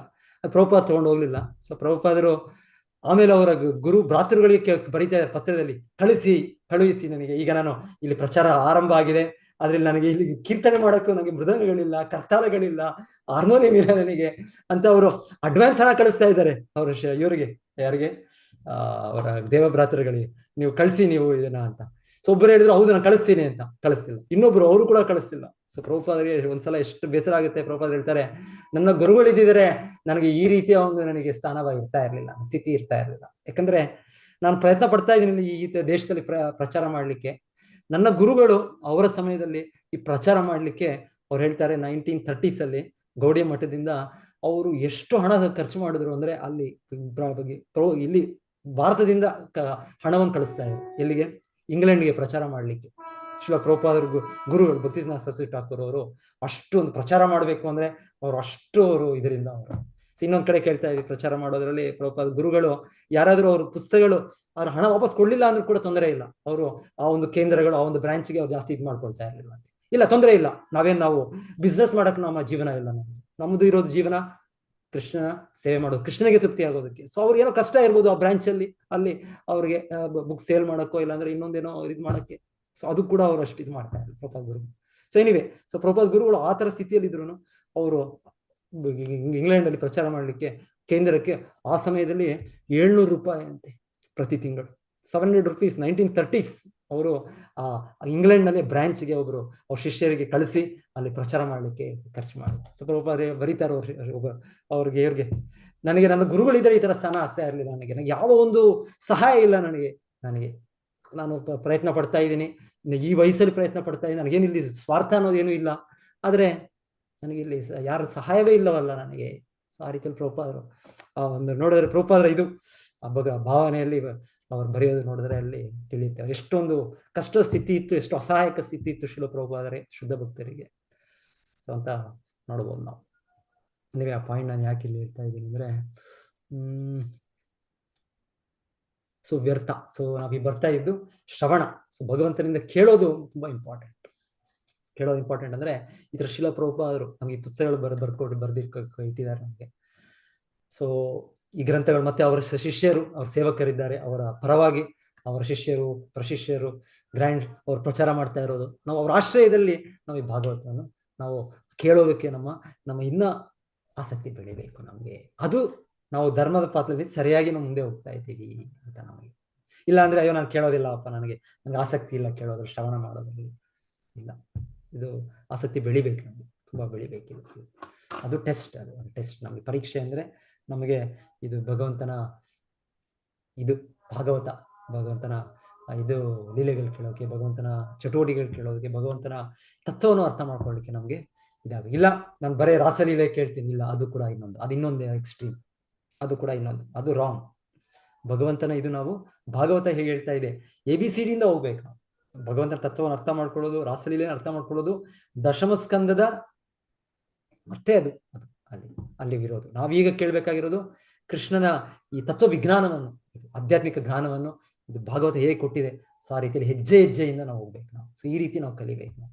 ಈ ರೀತಿಯಾಗಿ ನಾವು ಅದರ ಒಂದು ಇಂಟ್ರೆಸ್ಟ್ ಬೇಕು. ಪರೀಕ್ಷಿತ್ ಮಹಾರಾಜ್ ಏನು ಇಲ್ಲಿ ನಮ್ಗೆ ಹೇಳ್ತಾ ಇಲ್ಲ, ಶುಕದೇವ ಗೋಸ್ವಾಮಿಗೆ ಟೈಮ್ ತುಂಬಾ ಆಯ್ತು, ಟೈಮ್ ಇಲ್ಲ, ಈಗ ನೀವು ರಾಸಲೀಲೆ ಹೇಳಿ ಕೃಷ್ಣಂದು ಅದು ನನಗೆ ಟೈಮ್ ಇಲ್ಲ, ನನಗೆ ಏನ್ ನೀವು ಇದು ಈ ಸೃಷ್ಟಿ ಇದೆ ಅಂತ ಹೇಳ್ತೀರಾ, ಇದರ ರಜೋಗುಣ ತಮೋಗುಣಗಳಿಗಿದೆ ಅಂತ ಹೇಳ್ತೀರಾ, ವಿಶ್ವರೂಪ ಆಗಿದೆ ಅಂತ, ಇದೆಲ್ಲ ಯಾಕೆ, ಇದೆಲ್ಲ ಬೇಡ ಅಂತ ಹೇಳ್ತಾ ಇಲ್ಲ ಪರೀಕ್ಷಿತ್ ಮಹಾರಾಜರು ಪ್ರಶ್ನೆ ಮಾಡ್ತಾ ಇದ್ದಾರೆ ಇದಕ್ಕೆ ಇದೆ ಯಾರಿಗೆ, ಶುಕಮುನಿಗಳಿಗೆ. ಸೊ ಇಲ್ಲಿ ಹೇಳಿ, ನೀವು ಭಗವಂತನ ತತ್ವ ವಿಜ್ಞಾನವನ್ನು ಹೇಳಿ, ಹೇಗೆ ಭಗವಂತನ ಎಲ್ಲವನ್ನು ನಿಯಂತ್ರಿಸ್ತಾ ಇದ್ದಾನೆ ಅದನ್ನು ಹೇಳಿ, ಭಗವಂತನ ಶಕ್ತಿಗಳ ಬಗ್ಗೆ ಹೇಳಿ ನಮ್ಗೆ. ಸೊ ಹೇಗೆ ಆಚಾರ್ಯರು ನಮ್ಗೆ ಒಂದು ಹೆಜ್ಜೆಯಲ್ಲಿ ನಾವು ನಿಜ ಹೋಗ್ಬೇಕು, ಅದನ್ನ ಅರ್ಥ ಮಾಡ್ಕೊಳ್ಳಿ, ಅದರಲ್ಲಿ ನಾವು ಆಸಕ್ತಿಯಿಂದ ಇರ್ಬೇಕು ನಾವು. ಸೊ ಭಾಗವತ ನಾವು ಹೆಜ್ಜೆಯಿಂದ ಸಿಸ್ಟಮ್ಯಾಟಿಕ್ ಆಗಿ ನಾವು ಹೋಗ್ಬೇಕು. ನಾವು ಯಾವ್ದು ಇಷ್ಟ ಆಗುತ್ತೆ ಅದಂತಲ್ಲ. ಸೊ ಆ ರೀತಿ ಆಗಲ್ಲ, ಅದು ಸಿಸ್ಟಮ್ಯಾಟಿಕ್ ಆಗಿ ಓದ್ಬೇಕು ನಾವು, ಸಿಸ್ಟಮ್ಯಾಟಿಕ್ ಸ್ಟಡಿ. ಸೊ ಅದಕ್ಕೆ ಈ ಕೋರ್ಸ್ ಕೂಡ ನೀವೆಲ್ಲ ಹೇಗಿರ್ತಾ ಇರೋದು, ಹೇಗೆ ಭಕ್ತಿಶಾಸ್ತ್ರಿ ಸಿಸ್ಟಮ್ಯಾಟಿಕ್ ಸ್ಟಡಿ ಭಗವದ್ಗೀತಾದಲ್ಲಿ. ಸೊ ಅದೇ ರೀತಿ ಇದು ಭಾಗವತದ ಸಿಸ್ಟಮ್ಯಾಟಿಕ್ ಸ್ಟಡಿ, ಭಕ್ತಿ ವೈಭವವನ್ನು ಹೆಜ್ಜೆಯಿಂದ ನಾವು ಓದ್ಬೇಕು. ಮುಖ್ಯವಾಗಿ ನಮ್ಗೆ ಇದಂದ್ರೆ ಮೇನ್ ಬೇಸಿಸ್ ಅಂದ್ರೆ ಪ್ರಭುಪಾದರ ಭಾವಾರ್ಥ. ಸೊ ಶ್ರೀಲ ಪ್ರಭುಪಾದರು ನಮ್ಗೆ ಕೊಡ್ತಾ ಇರೋ ಭಾವಾರ್ಥ ಇದನ್ನು ಓದ್ಬೇಕು ನಾವು. ಇದು ನಾವು ಮುಖ್ಯವಾದ.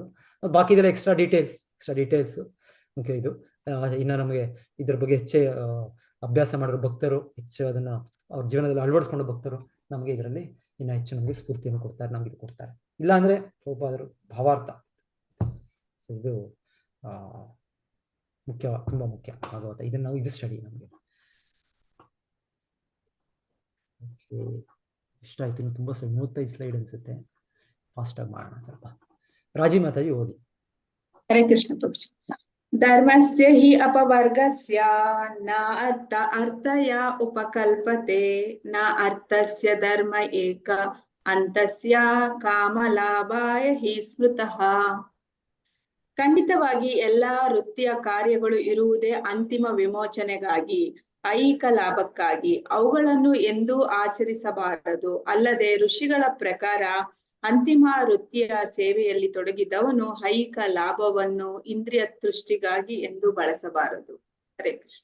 ಹರೇ ಕೃಷ್ಣ. ಧರ್ಮಸ್ಯ ಈ ಅಪವರ್ಗಸ್ಯ. ಪವರ್ಗ ಅಪವರ್ಗ, ಪವರ್ಗ ಪಪ್ಪ ಪಬ್ಬಮ ನಮ್ಮ ಕನ್ನಡ ಕಾಗುಣಿತದಲ್ಲಿ ನಾವು ಹೇಳೋದು ನಾವು. ಸೊ ಧರ್ಮ ಇರೋದು ಯಾವುದಕ್ಕೆ? ಪವರ್ಗಕ್ಕಲ್ಲ.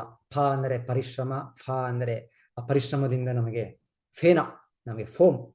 ಈಗ ಪ್ರಾಣಿಗಳು ತುಂಬಾ ಕಷ್ಟಪಟ್ಟಾಗ ಅದರ ಬಾಯಿಯಿಂದ ನೊರೆ ಬರುತ್ತೆ. ಫ ಫ ಬ ವ್ಯರ್ಥ, ಮಾಡೋದ್ರಿಂದ ಏನು ಪ್ರಯೋಜನ ಇಲ್ಲ. ಇಲ್ಲಾಂದ್ರೆ ಬಿಫಲ, ಅದರಿಂದ ಏನು ಬಿಫಲ, ವ್ಯರ್ಥ ಬಿಫಲ. ಭಯ, ಅಷ್ಟು ಮಾಡಿದ ಮೇಲೂ ಕೂಡ ಅಯ್ಯೋ ಏನಾಗುತ್ತೋ ಏನಾಗುತ್ತೋ ಏನಾಗುತ್ತೋ ಏನಂತ ನಮಗೆ ಬಾ ಬಾ ಬಾ ಬಾ ಮ ಕೊನೆ ಮೃತ್ಯು. ಸೊ ಧರ್ಮ ಇಂದ ನಾವು ಈ 5 ಮಾಡೋದಂತಲ್ಲ. ಧರ್ಮ ಇರೋದು ಈ 5ರಿಂದ ಹೊರಗೆ ಬರಲಿಕ್ಕೆ. ಈ ಪರಿಶ್ರಮ, ಈ ಫೇನ, ಈ ಭಯ, ಈ ವ್ಯರ್ಥ, ಮೃತ್ಯು, ಇದರಿಂದ ಹೊರಗೆ ಬರಲಿಕ್ಕೆ, ಭಗವಂತನ ನಿರಂತರ ಶುದ್ಧ ಪ್ರೇಮ ಭಕ್ತಿ ಸೇವೆ ನಾವು ಬರಲಿಕ್ಕೆ ಇರೋದು ಧರ್ಮ. ನಾ ಅರ್ಥಾಯೋಪಕಲ್ಪತೆ, ಇನ್ನ ಬೇರೆ ಯಾವುದೋ ಅರ್ಥಕ್ಕಲ್ಲ ಇರೋದಿದು. ಸೊ ಅರ್ಥ ಧನ ಸಂಪಾದಿಸೋದಕ್ಕೋ ಇನ್ನೊಂದಕ್ಕೋ ಮಾಡೋದಕ್ಕೆ ಧರ್ಮ ಅಲ್ಲ ಆಗಿರೋದು. ನಾರ್ಥಸ್ಯ ಧರ್ಮೈಕಾಂತಸ್ಯ. ಸೊ ಅದರಿಂದ ನಮಗೆ ಅಕಸ್ಮಾತ್ ಭಕ್ತಿ ಕಾರ್ಯಗಳು ಮಾಡೋ ಆಟೋಮೆಟಿಕ್ ಆಗಿ ನಮಗೆ ಬರುತ್ತೆ. ಇವಾಗ ನಮಗೆ ದೇವಸ್ಥಾನ ಆಗ್ತಾ ಇದೆ, ದೊಡ್ಡ ದೇವಸ್ಥಾನ, ಭಗವಂತನ ಕರುಣೆಯಿಂದ, ಭಕ್ತರ ಸಹಕಾರದಿಂದ ಇವಾಗ ಮಂದಿರ ಆಗ್ತಾ ಇದೆ. ಇಷ್ಟು ವರ್ಷ ಪ್ರಯತ್ನ ಇತ್ತು ನಮ್ಮ ಪ್ರಭುಜಿಗಿದು. 20 ವರ್ಷದಿಂದ ಅವರು ಪ್ರಾಮಾಣಿಕ ಪ್ರಯತ್ನವನ್ನು ನೋಡಿದ್ದೇವೆ ನಾವು.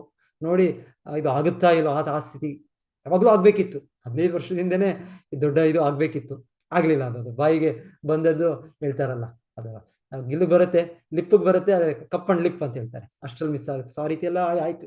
ಏನಾದ ಸೊ ಎನಿವೆ ತುಂಬಾ ಹಿಂದೆನೆ. ಆದರೆ ನಂತರ ಭಗವಂತನ ಇಚ್ಛೆ, ಸುಶೀಲ ಪಾದರ ಇಚ್ಛೆ, ಗುರು ಮಹಾರಾಜರ ಇಚ್ಛೆ, ವೈಷ್ಣವರ ಇಚ್ಛೆ, ಸೊ ಈಗ ಆಗ್ತಾ ಇದೆ. ಸೊ ಆಟೋಮೆಟಿಕ್ ಆಗಿ ಇದು ಇರೋದಿದು ಶ್ರೀಮತಿ ಸಾಕ್ಷಾತ್ ರಾಧಾರಾಣಿ ಅಂದ್ರೆ ಆದಿಲಕ್ಷ್ಮಿ, ಲಕ್ಷ್ಮೀ ದೇವಿಯರ ಮೂಲ ರೂಪ.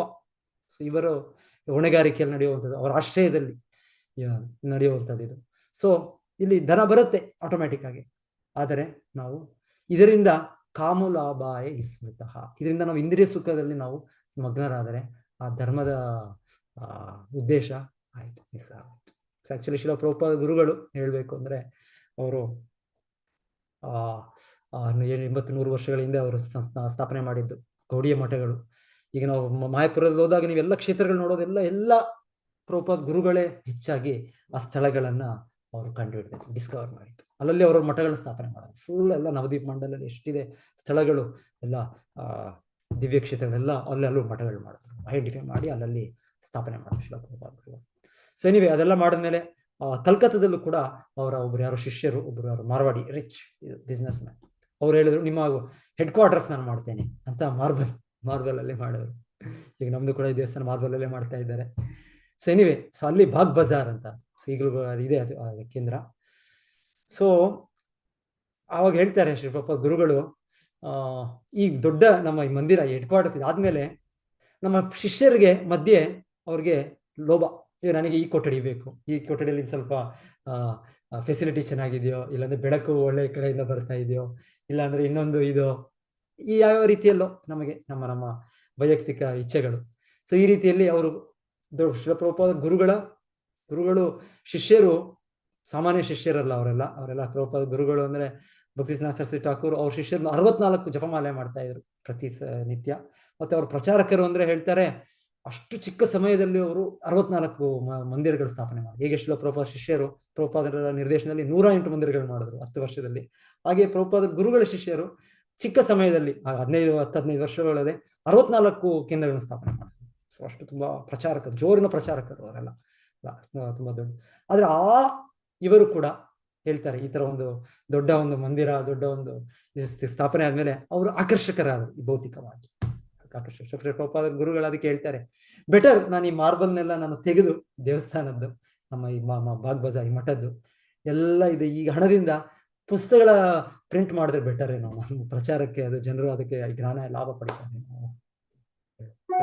ಸೊ ಎನಿವೆ, ಸೊ ಹೀಗೆ ಪ್ರಭುಪಾದರು ಅದಕ್ಕೆ ಹಾಗೆ ಅವರು ಪುಸ್ತಕಗಳ ವಿತರಣೆಯೇ ಮೊದಲಾಗಿ ಅವ್ರು ತಗೊಂಡರು, ಪ್ರಚಾರವೇ ಮೊದಲಾಗಿ ತಗೊಂಡರು. ಆಮೇಲೆ ಆಟೋಮೆಟಿಕ್ ಆಗಿ ಅದು ಪ್ರಭುಪಾದರು ಅದು ತುಂಬಾ ಹೆಚ್ಚು ಹಣ ಬಂದಾಗ ಪ್ರಭುಪಾದರು ಶಿಷ್ಯರಿಗೆ ಮಾಡಿ ನೀವು BBT ಅಂತ ಪ್ರಭುಪಾದರೆಲ್ಲ ಅದರಲ್ಲೇ ಒಂದು ಬರೋ ಒಂದು ಪುಸ್ತಕ ಮುದ್ರಣ ಪುಸ್ತಕ ವಿತರಣೆಯಿಂದ ಬರೋ ಒಂದು ಹಣ, ಭಾರತದಲ್ಲಿ ನಮ್ಗೆ ಅಷ್ಟು ಇದಿಲ್ಲ, ಅದ್ರ ಪಾಶ್ಚಾತ್ಯ ದೇಶದಲ್ಲಿ ತುಂಬಾ ಲಾಭ ಇತ್ತು. ಅಲ್ಲಿ ಆ ಲಾಭದಿಂದ ಅವರು ಆಚಾರ್ಯರು ಕೇಂದ್ರಗಳು ಸ್ಥಾಪನೆ ಮಾಡಿ ಅವರಲ್ಲಿ ಹೋಗಿ ನಮಗೆ ಇಲ್ಲಿ ದೇವಸ್ಥಾನ ಮಾಡ್ತಾ ಇದೀವಿ, ನೀವು ಡೊನೇಷನ್ ಕೊಡಿ, ಈಗ ನಾವು ಕೇಳ್ತೀವಿ, ಇಲ್ಲಿ ಜನರು ಕೊಡ್ತಾರೆ, ಅಲ್ಲಿ ಯಾರು ಕೊಡೋರಿಲ್ಲ. ಅಲ್ಲಿ ಪಾಶ್ಚಾತ್ಯ ದೇಶದಲ್ಲಿ ಅಲ್ಲಿ ನಮ್ಮ ಧರ್ಮದವರಲ್ಲ ಅವರು. ಅಯ್ಯೋ ಅವ್ರಿಗೆ ಕೃಷ್ಣರಾಮ ಅಂತ ಅವ್ರ ತಂದೆ ತಾತ ಯಾರು ಕೇಳೂ ಇಲ್ಲ ಅವ್ರ ಬಗ್ಗೆ. ನೀವು ಹೋಗಿ ಕೃಷ್ಣನಿಗೆ ದೇವಸ್ಥಾನ ಬೇಕು, ಕೃಷ್ಣನಿಗೆ ಪ್ರಚಾರ ಮಾಡಬೇಕಂದ್ರೆ ಯಾರು ಕೊಡೋದಿಲ್ಲ. ಸೊ ಶಿಲಪ್ರಭುಪಾದರ ಶಿಷ್ಯರು ಶ್ರಮಪಟ್ಟು ಆ ಪುಸ್ತಕಗಳ ವಿತರಣೆ ಮಾಡ್ತಾ ಮಾಡ್ತಾ ಪ್ರಚಾರ ಮಾಡ್ತಾ ಮಾಡ್ತಾ ಅದರಿಂದ ಅವರು ಅಷ್ಟು ಕೇಂದ್ರಗಳನ್ನು ಮಾಡಿದ್ರು. ಒಂದು ಹೇಗೆ ಇದು ಆಯ್ತು, ಹೇಗಾಗುತ್ತೆ ಇದು ಆಗ್ಬೋದು ಅಂತ ನಮಗೆ ಇದು ಯೋಚನೆ ಮಾಡೋಕ್ಕೂ ಆಗೋದಿಲ್ಲ. ಸೊ ಎನಿವೆ, ಸೊ ನಾವು ಹೇಳ್ತಾ ಇರೋದು ಇಲ್ಲಿ 2 ಪಾಯಿಂಟ್. ಒಂದು, ಧರ್ಮದ ಉದ್ದೇಶ ಕೇವಲ ಭೌತಿಕ ಇದನ್ನು ಪಡೆಯೋದಂತಲ್ಲ. ಆಮೇಲೆ ಆ ಭೌತಿಕ ಇದು ಪಡೆದಾಗ ಧರ್ಮದ ಆಚರಣೆಯಿಂದ ಮತ್ತೆ ನಾವು ಪತಿತರ ನಾವು ಪತನಗೊಂಡು ನಾವು ಹಿಂದೆ ಸುಖದಲ್ಲಿ ತಾಳ್ಮೆ ಅಂತ ನಮಗೆ ಎಚ್ಚರಿಕೆ ನೀಡ್ತಾ ಇದ್ದಾರೆ. ಕಾಮುಲಾಭಾಯ ಸ್ಮೃತಃ.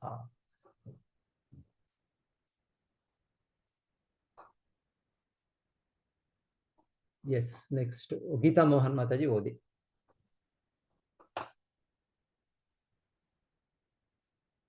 ಹರೇ ಕೃಷ್ಣ ಪ್ರಭುಜಿ.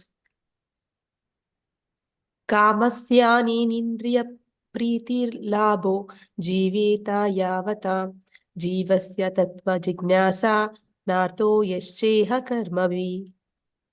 ಬದುಕಿನ ಆಸೆಗಳು ಇಂದ್ರಿಯ ತುಷ್ಟಿಯತ್ತ ಪ್ರಚೋದಿತವಾಗಬಾರದು. ಪರಮ ಸತ್ಯದ ಜಿಜ್ಞಾಸೆಯೇ ಮಾನವ ಬದುಕಿನ ಪರಮ ಉದ್ದೇಶವಾದ್ದರಿಂದ ಆರೋಗ್ಯಪೂರ್ಣ ಬದುಕನ್ನು ಅಥವಾ ಆತ್ಮರಕ್ಷಣೆಯನ್ನು ಮಾತ್ರ ಬಯಸಬೇಕು, ಅಲ್ಲದೆ ಬೇರೆ ಯಾವುದೂ ನಮ್ಮ ಕೆಲಸದ ಗುರಿಯಾಗಬಾರದು. ಹರೇ ಕೃಷ್ಣ ಪ್ರಭುಜಿ. ಲಾಭೋ ಜೀವೇತ ಯಾವತ ಜೀವಸ್ಯ ತತ್ವ ಜಿಜ್ಞಾಸ ಅಥಾತೋ ಬ್ರಹ್ಮ ಜಿಜ್ಞಾಸ ಅಂತ ನಾವು ಕೇಳ್ತೀವಲ್ಲ ವೇದಾಂತ ಸೂತ್ರದಲ್ಲಿ. ನಮ್ಮ ಮನುಷ್ಯರಾಗಿ ನಾವು ಹುಟ್ಟಿದ್ದೇವೆ ಅಂದ್ರೆ ನಮ್ಮ ಕರ್ತವ್ಯ ನಾವು ಪ್ರಶ್ನೆ ಮಾಡೋದು, ತತ್ವ ಜಿಜ್ಞಾಸ. ನಾನು ಯಾರು, ಭಗವಂತ ಯಾರು, ಈ ಜಗತ್ತೇನು, ಈ ಜೀವನದ ಗುರಿ ಏನು. ಸೊ ಇದು ಆತ್ಮ ಜಿಜ್ಞಾಸ, ಬ್ರಹ್ಮ ಜಿಜ್ಞಾಸ, ತತ್ವ ಜಿಜ್ಞಾಸ. ಸೊ ಇದು ಹೇಳ್ತಾ ಇರೋದು, ಇದು ನಮ್ಮ ಜೀವನದ ಕಾರ್ಯ. ನಾವು ಕೇವಲ ಶ್ರಮ ಪಡೋದು, ಕೇವಲ ಒಂದು ಹಿಂದೆ ಸುಖಕ್ಕೋಸ್ಕರ ಮಾಡೋದು ಅದು ಜೀವನವಲ್ಲ. ಸೊ ಇದು ನಮ್ಮ ಜೀವನವಲ್ಲ. ಇದು ಇವತ್ತಿನ ಪ್ರಪಂಚ, ಈ ದಿನ ಆಧುನಿಕ ಸಮಾಜ ಹೀಗೆ ಮಾಡಿದೆ ಅಷ್ಟೇ. ಇಲ್ಲಾಂದ್ರೆ ಹಿಂದೆ ವೈದಿಕ ಕಾಲದಲ್ಲಿ ಎಲ್ಲರೂ ಇಷ್ಟು ಶ್ರಮ ಪಡ್ತಾ ಇರಲಿಲ್ಲ. ಬೇಕು, ಶ್ರಮ ಪಡಬೇಕು. ಬ್ರಾಹ್ಮಣರು ಒಂದು ರೀತಿಯಲ್ಲಿ, ಕ್ಷತ್ರಿಯರು ಒಂದು ರೀತಿಯಲ್ಲಿ, ವೈಶ್ಯರು ಒಂದು ರೀತಿಯಲ್ಲಿ, ಶೂದ್ರರು ಒಂದು ರೀತಿಯಲ್ಲಿ. ಅದು ಇದರಿಂದ ಜನ್ಮದಿಂದ ಅಲ್ಲ, ಕಾರ್ಯಗಳಿಂದ, ಚಟುವಟಿಕೆಗಳಿಂದ. ಆದರೆ ಆ ಶ್ರಮ ಪಡೋದು ಪ್ರತಿಯೊಬ್ಬರು ಕೂಡ ಇವತ್ತಿನ ತರ 8 ಗಂಟೆ 10 ಗಂಟೆ 15 ಗಂಟೆ ಪರಿಶ್ರಮ ಇಲ್ಲ. ಮಾಡ್ಬೋದು, ಮಾಡಬೇಕು ಅಂದ್ರೆ ಪ್ರಭುಪಾದರು ಹೇಳ್ತಾರೆ, ಅವರು ಹೇಗೆ ಭಕ್ತಿ ಪ್ರಚಾರ ಮಾಡ್ಲಿಕ್ಕೆ ನಾವು ಮಾಡಬೇಕು ಅಂತ ಹೇಳ್ತಾರೆ. ಪ್ರಭುಪಾದರೆ ಮಾಡಿದ್ರು, ಶುದ್ಧ ಭಕ್ತರು, ಆಚಾರ್ಯರು. ಅವ್ರು ಮಾಡೋ ಅಗತ್ಯವೇ ಇರಲಿಲ್ಲ. ಅವರು ಎಷ್ಟೋ ಜನ ಹೇಳಿದ್ರು, ವೃಂದಾವನದಲ್ಲಿ ಯಾಕೆ ಈ ವಯಸ್ಸಲ್ಲಿ ಹೋಗ್ತಾ ಇದ್ದೀರಾ ನೀವು, 70 ವಯಸ್ಸಾಗಿದೆ, ನೀವೆಲ್ಲಿ ಹೋಗಿ ಪ್ರಚಾರ ಮಾಡೋದು, ಏನ್ ಮಾಡೋದು. ಎಷ್ಟೋ ಜನ ಪ್ರಭುಪಾದರಿಗೆ ಅಡ್ವೈಸ್ ಮಾಡಿದ್ರು.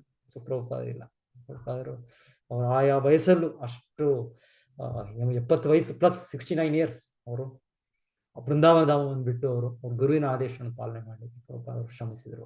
ಅವರು ಸೊ ಅವ್ರು ಶ್ರಮ ಪಟ್ಟದ್ದು ಒಂದ್ ಕಡೆ ಪ್ರಭುಪಾದ ಯಾರೋ ಕೇಳ್ತಾರೆ, ಜನರಿಗೆ ಸಾಧಾರಣವಾಗಿ ಆಧ್ಯಾತ್ಮಿಕ ಜೀವನ ಅಂದ್ರೆ ಆಲಸ್ಯವಾಗಿದ್ದಾರೆ.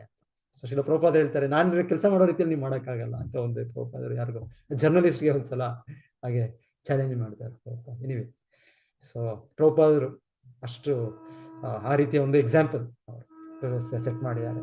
ಸೊ ನಮ್ಮ ಸಂಸ್ಥೆಯಲ್ಲಿ ಇವಾಗ ನಮ್ಮ ಗುರು ಮಹಾರಾಜರು ಎಲ್ಲ ಆ ವಯಸ್ಸಲ್ಲೂ ಆ ಒಂದು ಆರೋಗ್ಯ ಸ್ಥಿತಿಯಲ್ಲೂ ಅವರು ಪ್ರಚಾರದ ಹುಮ್ಮಸ್ಸಿನಲ್ಲಿ ಅವರ ಗುರುಗಳ ಇಚ್ಛೆಗಳು ಪಾಲನೆ ಮಾಡೋದಕ್ಕೆ ಅವರ ಎಷ್ಟು ಇದಾಗಿದ್ದಾರೆ, ಎಷ್ಟು ಎಷ್ಟು ನಿಷ್ಠಾವಂತರಾಗಿದ್ದಾರೆ ನೋಡ್ಬೋದು. ಸೊ ಅದು ಜೀವನದ ಉದ್ದೇಶ. ಜೀವನದ ಉದ್ದೇಶ ಸರಳವಾದ ಜೀವನ, ಸಿಂಪಲ್ ಲಿವಿಂಗ್, ಹೈ ಥಿಂಕಿಂಗ್. ನಾವು ಇಲ್ಲ ಅಂದ್ರೆ ಸಿಂಪ್ಲಿ ಲಿವಿಂಗ್, ನೋ ಥಿಂಕಿಂಗ್. ಇವಾಗ ಪ್ರಪಂಚ ಅಂದ್ರೆ ಇವಾಗ ಸಿಂಪ್ಲಿ ಲಿವಿಂಗ್ ಅಷ್ಟೇ, ಸುಮ್ಮನೆ ಜೀವನ ಇದು ನಮ್ಮ ಇದು ದೇಹ ಉಸಿರಾಡ್ತಾ ಇದ್ದೇವೆ ಅಷ್ಟೇ. ಆದ್ರೆ ನೋ ಥಿಂಕಿಂಗ್, ಏನು ಮೆದುಳಲ್ಲಿ ಗೋಬರ್ ಬರ ಹುವಾ ಹೈ, ಎಲ್ಲ ನಮ್ಮ ಸಗಣಿಯೇ ತುಂಬಿದೆ ನಮ್ಮ. ಇದು ಈ ಜೀವನ, ಇದು ಈ ಆಧ್ಯಾತ್ಮಿಕ ಜಗತ್ತು, ಅದರ ಇದು ತಿಳಿದೆ. ಎಲ್ಲ ಪ್ರಪಂಚ, ಎಲ್ಲ ದೊಡ್ಡ ದೊಡ್ಡ ವೈದ್ಯರು, ದೊಡ್ಡ ದೊಡ್ಡ ವಿಜ್ಞಾನಿಗಳು, ದೊಡ್ಡ ದೊಡ್ಡ ವಿದ್ಯಾವಂತರು, ಎಲ್ಲರೂ ಕೂಡ ಸಿಂಪಲ್ ಲಿವಿಂಗ್, ನೋ ಥಿಂಕಿಂಗ್ ಅಷ್ಟೇ. ಆದ್ರೆ ಅದೆಲ್ಲ ಜೀವನ ಸಿಂಪಲ್ ಲಿವಿಂಗ್, ಹೈ ಥಿಂಕಿಂಗ್ ಜೀವನ, ಸರಳ ಜೀವನ, ಹೈ ಥಿಂಕಿಂಗ್ ಆಯ್ತು. ಇದು ಆಧ್ಯಾತ್ಮಿಕ ವಿಷಯದಲ್ಲಿ ನಾವು ಇಂಟ್ರೆಸ್ಟ್, ಆಸಕ್ತಿಯನ್ನು ತಗೊಳ್ಬೇಕು ನಾವು. ಎಸ್, ಗೌರವಪ್ರಿಯ ಸುಸೇವಿನಿ ಮಾತಾಜಿ. ಹರೇ ಕೃಷ್ಣ ಪ್ರಭುಜಿ. ವದಂತಿ ತತ್ವತಃ ವಿದಸ್ವತ್ವಂ ಯಜ್ಞಾಮದ್ವಯಂ ಬ್ರಹ್ಮೇತಿ ಪರಮಾತ್ಮೇತಿ ಭಗವನೇತಿ ಶಬ್ದತೆ. ಹರೇ ಕೃಷ್ಣ. ಪರಸ್ಪರ ಸತ್ಯವನ್ನ ತಿಳಿದ ವಿದ್ವಾಂಸರಾದ ಅಲೌಕಿಕವಾದಿಗಳು ಈ ಅದ್ವಿತೀಯ ತತ್ವವನ್ನ ನಿರಾಕಾರ ಬ್ರಹ್ಮ, ಪರಮಾತ್ಮ ಅಥವಾ ಭಗವಾನ್ ಎಂದು ಕರೆಯುತ್ತಾರೆ. ಹರೇ ಕೃಷ್ಣ. ಸೊ ಹೀಗೆ ಹೇಳ್ತಾ ಇರೋದು, ಇದರ ಒಂದು ತತ್ವ ಜಿಜ್ಞಾಸೆ ನಾವು ಆರಂಭ ಮಾಡಿದಾಗ ಇದರ ಸಾಕ್ಷಾತ್ಕಾರ ಏನು, ಇದು ಪರಮಸತ್ಯದ ಏನು? ಪರಮಸತ್ಯ ಅಂದರೆ ಇದನ್ನು 3 ಹಂತಗಳಲ್ಲಿ ಇದನ್ನ ನಾವು ಸಾಕ್ಷಾತ್ಕರಿಸ್ಕೊಳ್ಳೋದು. ಮೊದಲನೇದು ಬ್ರಹ್ಮನ್, ನಂತರ ಪರಮಾತ್ಮ, ನಂತರ ಭಗವಾನ್. ಸೊ ಎಷ್ಟು ಸ್ಪಷ್ಟವಾಗಿ ನೋಡಿ ಭಾಗವತ ನಮಗೆ. ಈಗ ಸೂರ್ಯವನ್ನು ಅರ್ಥ ಮಾಡ್ಕೊಳ್ಬೇಕು ಅಂದ್ರೆ ಸೂರ್ಯ ಕಿರಣವನ್ನು ಮೊದಲು ಅರ್ಥ ಮಾಡ್ಕೊಳ್ತೇವೆ, ನಂತರ ಸೂರ್ಯ ಗ್ರಹವನ್ನು ಅರ್ಥ ಮಾಡ್ಕೊಳ್ತೇವೆ, ಕೊನೆಗೆ ಸೂರ್ಯ ಗ್ರಹದಲ್ಲೂ ಕೂಡ ಸೂರ್ಯನಾರಾಯಣ ಅಥವಾ ವ್ಯಕ್ತಿ ಇದ್ದಾನೆ, ಸೂರ್ಯ ದೇವರಿದ್ದಾರೆ, ಅದನ್ನ ಅರ್ಥ ಮಾಡ್ಕೊಳ್ತೇವೆ. ಅದು ವ್ಯಕ್ತಿ. ಕೊನೆಗೆ ಫಸ್ಟಿಗೆ ಶಕ್ತಿಗಳು, ಈ ಸೂರ್ಯನ ಶಕ್ತಿಗಳು, ಸೂರ್ಯ ಕಿರಣ ಅಷ್ಟು ಸರ್ವವ್ಯಾಪಕವಾಗಿ, ಅಷ್ಟು ಇದಾಗಿರೋದು, ಅಷ್ಟು ಬಿಸಿಯಾಗಿ, ಅಷ್ಟು ಪ್ರಜ್ವಲಿಸುವಂಥದ್ದು. ನಂತರ ಅಲ್ಲಿ ಅದು ಒಂದು ಗ್ರಹ, ಒಂದು ಇದರಿಂದ ಬರ್ತಾ ಇದೆ, ಒಂದು ಕಡೆಯಿಂದ ಸೂರ್ಯ ಗ್ರಹದಿಂದ ಬರ್ತಾ ಇದೆ, ಸೂರ್ಯದಿಂದ ಬರ್ತಾ ಇದೆ. ಸೂರ್ಯ ನಕ್ಷತ್ರನೋ ಅಂತ ಈ ವಿಜ್ಞಾನಿಗಳು ಹೇಳೋದು, ನಾವು ಸೂರ್ಯ ಗ್ರಹ ಅಂತ ಹೇಳೋದು, ನಾವು ನಮ್ಮ ವೈದಿಕ ಜ್ಞಾನ ಪ್ರಕಾರ. ಎನಿವೆ, ಸೊ ಅಲ್ಲಿಂದ ಬರ್ತಾ ಇರೋದು ಇದು, ಅದು ಪರಮಾತ್ಮನ ಇದಕ್ಕೆ ಹೋಲಿಕೆ. ಆದ್ರೆ ಅಂತಿಮವಾಗಿ ಸೂರ್ಯ ವ್ಯಕ್ತಿ, ಸೂರ್ಯ ದೇವ, ಸೂರ್ಯನಾರಾಯಣ ಇದ್ದಾರೆ. ಯಚ್ಚಕ್ಷುರೇಶ ಸವಿತಾ ಸಕಲ ಗ್ರಹಾಣ ರಾಜ ಸಮಸ್ತ ಸುರಮೂರ್ತಿ ಅಶೇಷ ತೇಜ. ಸೊ ಇದು ಕೃಷ್ಣನ ಪ್ರತಿನಿಧಿಯಾಗಿ ಸೂರ್ಯದೇವರು, ಕೃಷ್ಣ ದೇವರು ಆ ವ್ಯಕ್ತಿ ಇರೋದ್ರಿಂದ ಇದೆಲ್ಲ ಬರ್ತಾ ಇದೆ. ಸೊ ಹಾಗೆ ಆಧ್ಯಾತ್ಮಿಕ ಜೀವನದಲ್ಲೂ ಕೂಡ ಮೊದಲಿಗೆ ನಮಗೆ ಹಂತದಲ್ಲಿ ಬ್ರಹ್ಮನ್, ಸರ್ವವ್ಯಾಪಕವಾದ ನಿರಾಕಾರ ಬ್ರಹ್ಮಸ್ವರೂಪ. ಅದರ ನಂತರ ಪರಮಾತ್ಮ, ನನ್ನೊಟ್ಟಿಗೆ ಭಗವಂತನ ವಿಸ್ತರಣೆಯಾದ ಸ್ವಾಂಶವಾದ ಇನ್ನೊಬ್ಬ ವ್ಯಕ್ತಿ ಇದ್ದಾನೆ, ನಾನೊಬ್ಬನೇ ಇಲ್ಲ ಇಲ್ಲಿ, ನಾನು ಸ್ವತಂತ್ರನಲ್ಲ, ನಾನು ಈ ದೇಹದ ಮೇಲೂ ಕೂಡ ನನಗೆ ಯಾವ ಒಂದು ಇದು ಇಲ್ಲ, ನನಗೆ ಸಂಪೂರ್ಣ ಅವರ ಪರಮಾತ್ಮ ಕರುಣೆಯಿಂದಾನೇ ನನ್ನ ಅಸ್ತಿತ್ವವು ಅಂತ ನಮ್ಮ 2ನೇ ಹಂತ. 3ನೇಯಾಗಿ ಆ ಪರಮಾತ್ಮನು ಕೂಡ ಭಗವಂತನ ಸ್ವಾಂಶ ವಿಸ್ತರಣೆ. ಇದಕ್ಕೂ ಮೂಲವಾಗಿ ಭಗವಂತನು ಷಡೈಶ್ವರ್ಯಪೂರ್ಣ ಭಗವಾನು ರಸೋ ವೈಸಹ, ಎಲ್ಲ ರಸಗಳ ಆಗರ ಪರಮಪುರುಷ, ದೇವೋತ್ತಮ ಪರಮಪುರುಷ ಕೃಷ್ಣನಿದ್ದಾನೆ. ಸೊ ಇದು ನಿಜವಾದ ಇದು ಇಲ್ಲಿ ಎಷ್ಟು ಹಂತವಾಗಿ ವೇದಗಳ ಸಾರ ಇದು. ಆ ವ್ಯಕ್ತಿಗೆ ನಮಗೆ ಮತ್ತೆ ನಮ್ಮ ಇರುವ ನಿಜವಾದ ಸಂಬಂಧ ಸ್ಥಾಪನೆ ಮಾಡುವುದು ನಮ್ಮ ನಿಜವಾದ ಉದ್ದೇಶ, ಜೀವನದ ಗುರಿ. ಸೊ ಅಂತ ನಮಗೆ ಸೂತ್ರಮುನಿಗಳು ತಿಳಿಸ್ಕೊಡ್ತಾ ಇದ್ದಾರೆ.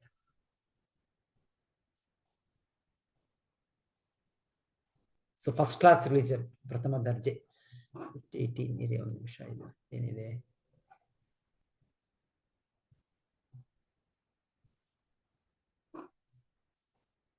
S, okay. ನೆಕ್ಸ್ಟ್ ಯಾರು ಓದ್ತಾರೆ? ಲತಾ ಶಶಿಕುಮಾರ್ ಮಾತಾಜಿ ಓದಿ. ಹರೇ ಕೃಷ್ಣ ಪ್ರಭುಜಿ. ಪ್ರಥಮ ದರ್ಜೆ ಅತೀಂದ್ರಿಯ ಧರ್ಮ. ಸವೈ ಪುಂಸಾಂ ಪರೋ ಧರ್ಮೋ ಯಥೋ ಭಕ್ತಿರದೋಕ್ಷಜೆ ಅಹ್ಯತುಕಿ ಅಪ್ರತಿಹತ ಯಾತ್ಮ ಸುಪ್ರಸೀದತಿ. ಸೊ ಇದು ಈ ಶ್ಲೋಕ. ಧನ್ಯವಾದಗಳು ಪ್ರಭುಜಿ. ಎಕ್ಸ್ಪ್ಲನೇಷನ್ ಪ್ರಭುಪಾದರು ಅದ್ರ ಬಗ್ಗೆ ಲೆಕ್ಚರ್ ಅಲ್ಲಿ ಹೇಳಿರೋದು. ಓದಿ ಮಾತಾಜಿ ಇದು. ನೆಕ್ಸ್ಟ್. ಅದು ಪರಮಪುರುಷನಿಗೆ ಹೇಗೆ ಸೇವೆ ಸಲ್ಲಿಸಬೇಕೆಂದು ಕಲಿಸುವ ಪ್ರಥಮ ದರ್ಜೆಯ ಧರ್ಮವಾಗಿದೆ. ನೀವು ಯಾವ ರೀತಿಯ ಧರ್ಮ ಅಥವಾ ನಂಬಿಕೆಯನ್ನು ಅನುಸರಿಸುತ್ತಿದ್ದೀರಿ ಎಂಬುದರ ಪರಿಗಣನೆ ಇಲ್ಲ. ಇದು ವಿಷಯವಲ್ಲ. ನೀವು ಕ್ರಿಶ್ಚಿಯನ್ ಆಗಬಹುದು, ನೀವು ಮಹಮ್ಮದರಾಗಬಹುದು, ನೀವು ಹಿಂದೂ ಆಗಬಹುದು, ಅಥವಾ ಯಾವುದಾದರೂ ಕಾಣ್ತಾ ಇಲ್ಲ ನೀವು ಯಾವುದಾದರೂ ಹೋಯ್ತಾರೆ. ಇದು ನಿಜವಾದ ಸಂಬಂಧದ ಪ್ರಶ್ನೆಯಾಗಿದೆ, ಏಕೆಂದರೆ ಪ್ರತಿಯೊಂದು ಜೀವಿಯು ಕೃಷ್ಣನ ವಿಭಿನ್ನಾಂಶ, ಮತ್ತು ವಿಭಿನ್ನಾಂಶದ ಕರ್ತವ್ಯವೆಂದರೆ ಪರಮಪುರುಷನಿಗೆ ಸೇವೆಯನ್ನು ಸಲ್ಲಿಸುವುದು. ಈ ರೀತಿಯ ಪ್ರಥಮ ದರ್ಜೆಯ ಧರ್ಮವನ್ನು ಸ್ಥಾಪಿಸಲು ಕೃಷ್ಣನು ಬಂದನು. ಆದ್ದರಿಂದ ಶ್ರೀಮದ್ ಭಾಗವತವು ಹೇಳಿದ ಹಾಗೆ ಸವೈ ಪುಂಸಾಂ ಪರೋಧರ್ಮ ದೈವ ಸಾಕ್ಷಾತ್ಕಾರಕ್ಕೆ ಈ ರೀತಿಯ ಸೇವೆಯು ಉತ್ತಮ ಅಂತ ಹೇಳ್ತಾ ಇದ್ದಾರೆ. ಇದರಲ್ಲಿ ಪ್ರಭುಪಾದರು ಮಾಂಟ್ರಿಯಲ್ ಹರೇ ಕೃಷ್ಣ. ಧನ್ಯವಾದ.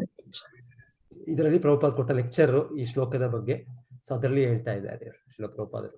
ಅವ್ರು ಹೇಳ್ತಾ ಇರೋದು ನೀವು ಯಾವ ಧರ್ಮ ಪಾಲನೆ ಮಾಡೋದು ಪರವಾಗಿಲ್ಲ, ಕ್ರಿಶ್ಚಿಯನ್ ಮಾಡಿ ತೊಂದರೆ ಇಲ್ಲ, ನೀವು ಮುಸ್ಲಿಂ ಮಾಡಿ ಪರವಾಗಿಲ್ಲ, ನಾವು ನಿಮಗೆ ಬಂದು ಚೇಂಜ್ ಮಾಡ್ಕೊಳ್ಳಿ, ನೀವು ರಬ್ಬರ್ ಸ್ಟ್ಯಾಂಪ್ ಹಾಕೊಳ್ಳಿ ಅಂತ ಹೇಳ್ತಾ ಇಲ್ಲ, ನಾವು ಮತ ಇದು ಮಾಡ್ಕೊಳ್ಳಿ ಅಂತ ಹೇಳ್ತಾ ಇಲ್ಲ. ನಿಮ್ಮ ಇದರಲ್ಲೂ ಕೂಡ ದೇವರ ಹೆಸರು ಇದೆ, ಗಾಡ್ ಹ್ಯಾಲೋಡ್ ಬಿ ದೈ ನೇಮ್ ಅಂತ ಅವರು ಬೈಬಲ್ ಅಲ್ಲೋ ಇಲ್ಲ ಕುರಾನ್ ಅಲ್ಲೋ ಇದೆ, ಅಲ್ಲ ಮೋಸ್ಟ್ ಪವರ್ಫುಲ್. ಸೊ ಅದನ್ನು ನೀವು ನಾಮವನ್ನು ಹೇಳಿ. ಕಲಿಯುಗದಲ್ಲಿ ಭಗವಂತನ ನಾಮವನ್ನು ಹೇಳೋದೇ ಜೀವನ. ಹರೇರ್ ನಾಮ ಕೇವಲ ನಾಮದಿಂದವೇ ಕೃಷ್ಣ ಭಗವಂತನನ್ನು ಸಾಕ್ಷಾತ್ಕೊಳ್ಳೋಕೆ ಸಾಧ್ಯ ಆಗೋದು ಈ ಸಮಯದಲ್ಲಿ, ಈ ಕಲಿಯುಗದಲ್ಲಿ. ಸೊ ನೀವು ಆ ಧರ್ಮಗಳಲ್ಲೂ ಭಗವಂತ ನಾಮ ಅಂತ ನಿಮಗೆ ನಂಬಿಕೆ ಇರೋದು ಮಾಡಿ, ಅಭ್ಯಾಸ ಮಾಡಿ. ಸೊ ಭಗವಂತ ನಾಮವನ್ನು ಅಭ್ಯಾಸ ಮಾಡೋದಕ್ಕೂ ಕೂಡ 10 ಅಪರಾಧಗಳಿವೆ. ಸೊ ಶ್ರೀಲ ಪ್ರಭು ಚೆನ್ನಾಗಿ ಹೇಳ್ತಾರೆ, 10 ಅಪರಾಧಗಳು ನಾವೇನು ಪದ್ಮಪುರಾಣಲ್ಲಿ ಕೇಳ್ತೇವೆ ಅದನ್ನ ಮಾಡಬಾರ್ದು ಅಷ್ಟೇ. ಸೊ ಒಬ್ರು ಕ್ರಿಶ್ಚಿಯನ್ ಆಗೇ ಇರ್ಲಿ ತೊಂದರೆ ಇಲ್ಲ, ಅವರ ನಾಮವನ್ನೇ ಅವರು ಜಪಿಸ್ಲಿ, ಇಲ್ಲ ಮುಸ್ಲಿಂ ಆಗೇ ಇರ್ಲಿ ತೊಂದರೆ ಇಲ್ಲ, ಅವ್ರು ಅದನ್ನೇ ಜಪಿಸ್ಲಿ. ಆದ್ರೆ 10 ಅಪರಾಧಗಳೇನಿದೆ, ನಾವೇನ್ ಹೇಳ್ತೇವೆ ಪ್ರತಿ ದಿವಸ 10 offenses to holy name, ಅದನ್ನ ಮಾಡಬಾರ್ದು. ಸೊ ಅದರ ಮೊದಲ ಅಪರಾಧನೇ ಏನು? To blasting the devotees of dedicated life. ಯಾರು ಭಗವಂತನ ನಾಮಕ್ಕೆ ಪ್ರಚಾರಕ್ಕೆ ಅವ್ರ ಜೀವನವನ್ನು ತ್ಯಾಗ ಮಾಡಿದ್ದಾರೆ ಅವರನ್ನು ನಿಂದಿಸುವುದು. ಸೊ ಅಲ್ಲಿಂದ ಪ್ರಾರಂಭ ಆಗುತ್ತೆ. ಸೊ ಯಾರು ಯಾವ ಧರ್ಮ ಆದ್ರೂ ಪಾಲನೆ ಮಾಡಿ ತೊಂದರೆ ಇಲ್ಲ, ಅವರು ನಾವು ನಾಮವನ್ನು ಇದು ನಮ್ಮ ದೇವರ ನಾಮ ಅಂತ ಮಾಡ್ಲಿ, ಆದ್ರೆ ಅದರಲ್ಲಿ ಅವರು 10 ಅಪರಾಧಗಳನ್ನು ಮಾಡಿದ್ರೆ ಅವ್ರಿಗೆ ಲಾಭ ಸಿಗುತ್ತೆ. ಆದ್ರೆ ಮಾಡ್ಬೇಕಲ್ಲ. ಸೊ ಮಾಡ್ಬೇಕು ಅಂದ್ರೆ ನಾವು ಒಬ್ಬ ಆಚಾರ್ಯರು, ಒಬ್ಬ ಶುದ್ಧ ಭಕ್ತರ ಆಶ್ರಯಕ್ಕೆ ಬರಬೇಕು. ಇಲ್ಲಾಂದ್ರೆ ಏನಾಗುತ್ತೆ, ಮಾಡ್ತಾ ಇದ್ರು ಟೈಮ್ ಆಗುತ್ತೆ, ಇನ್ನ ನಾವು ಸ್ವಲ್ಪ ಸಮಯ ಆಗುತ್ತೆ. ಇಲ್ಲಾಂದ್ರೆ ತೊಂದರೆ ಇಲ್ಲ. ಶಿವಪ್ರಭಾತ್ ಹೇಳಿದಾಗೆ ಯಾವ ಧರ್ಮ ಆದ್ರೂ ಪರವಾಗಿಲ್ಲ, ನೀವು ಕ್ರಿಶ್ಚಿಯನ್, ನೀವು ಮುಸ್ಲಿಂ, ಮಾಮಡ, ನೀವು ಇನ್ಯಾವುದಾದ್ರು ಈ ಪಥ ಆ ಮತ ಮಾಡಿ ನೀವು. ಆದ್ರೆ ನೀವು ಮಾಡ್ಬೇಕು ಅಂದ್ರೆ 10 ಅಪರಾಧಗಳನ್ನ ನೀವು ಬಿಟ್ರೆ ಅವಾಗ ನಿಮ್ಗೆ ಅದರ ಉದ್ದೇಶ ಏನು, ಆ ಪರಮ ಪುರುಷನಿಗೆ ನಿಮಗೆ ಇರೋ ನಿತ್ಯ ಸಂಬಂಧವನ್ನು ನಿಮ್ಗೆ ಸ್ಥಾಪನೆ ಆಗತ್ತೆ. ನಿಮ್ಗೆ ಇರೋ ಆತ್ಮೀಯ ಸಂಬಂಧ ನಿಮಗೆ ಅದು ಉದ್ಭವ ಆಗುತ್ತೆ ಅಂತ ಹೇಳ್ತಾ ಇದ್ದಾರೆ. ಓಕೆ, ಈ ಶ್ಲೋಕ ಇನ್ನ ಕಂಪ್ಲೀಟ್ ಮಾಡಿ, ಮಾತಾಜಿ ಕಂಪ್ಲೀಟ್ ಮಾಡಿ ಇದು. ಹರೇ ಕೃಷ್ಣ. ಹರೇ ಕೃಷ್ಣ. ನೀವು ಕೃಷ್ಣ ಅಥವಾ ಭಗವಂತ ಅಧೋಕ್ಷಜನಲ್ಲಿ ಸಾಮಾನ್ಯ ಪ್ರೀತಿಯನ್ನು ಬೆಳೆಸಿಕೊಂಡರೆ ನಿಮ್ಮ ಧರ್ಮದ ವ್ಯವಸ್ಥೆಯು ಉತ್ತಮವಾಗಿರುತ್ತದೆ. ಅದುವೇ ಪರೀಕ್ಷೆ. ನೀವೇ ನಿಮ್ಮ ಬಗ್ಗೆ ಪ್ರಚಾರ ಮಾಡಿಕೊಳ್ಳಬಹುದು ಅಥವಾ ನನ್ನ ಬಗ್ಗೆ, ನಾನು ಮಹಾನ್ ಧಾರ್ಮಿಕ ವ್ಯಕ್ತಿ ಎಂದು ಪ್ರಚಾರ ಮಾಡಬಹುದು. ಆದರೆ ಪರೀಕ್ಷೆಯು ನೀವೆಷ್ಟು ದೇವರನ್ನು ಪ್ರೀತಿಸಲು ಕಲಿಸಿದ್ದೀರಿ ಎಂಬುದನ್ನು ಹೇಳುತ್ತದೆ. ಶ್ರೀಮದ್ ಭಾಗವತಂ 1.2.6. ಹರೇ ಕೃಷ್ಣ. ಧನ್ಯವಾದ ಪ್ರಭುಜಿ. ಲೆಕ್ಚರ್ ಶ್ರೀಲ ಪ್ರಭುಪಾದರು ಇದೇ ಶ್ಲೋಕದ ಬಗ್ಗೆ. ಈ ಶ್ಲೋಕದ ಬಗ್ಗೆ ಬಹಳ ಲೆಕ್ಚರ್ಸ್ ಇದೆ. ನೀವು ವೇದ ಬೇಸ್ ಅಲ್ಲೋ ಎಲ್ಲಾದ್ರೂ ಇಲ್ಲ ಪ್ರಭುಪಾದ ಲೆಕ್ಚರ್ಸ್ ಅಲ್ಲಿ ಸರ್ಚ್ ಮಾಡಬಹುದು. ಟ್ರಾನ್ಸ್ಕ್ರಿಪ್ಟ್ಸ್ ಸಿಗುತ್ತೆ ಇಂಗ್ಲಿಷ್ ನಲ್ಲಿ, ಇಲ್ಲಾಂದ್ರೆ ನೀವು ಇಂಗ್ಲಿಷ್ ನಲ್ಲಿ ಕೇಳಿ. ಪ್ರಭುಪಾದರ ಆಡಿಯೋನೇ ಇದೆ, ಲೈವ್ ಆಡಿಯೋ. ಇದು ಡೆಲ್ಲಿ ನವೆಂಬರ್ 11, 1970 ಕೊಟ್ಟಿರೋದು. ಸೊ ಇದೆಲ್ಲ ನೀವು ಕೇಳ್ಬೋದು. ನೀವು ಇನ್ನ ನಿಮಗೆ ತುಂಬಾ ಡೀಪ್ ಆಗಿ ಅಂಡರ್ಸ್ಟ್ಯಾಂಡಿಂಗ್ ಬೆಳೆಯುತ್ತೆ. ಎಸ್, ನೆಕ್ಸ್ಟ್ ಚಿತ್ರಮೋಹಿನಿ ಮಾತಾಜಿ ಓದಿ ಇದೆಲ್ಲ.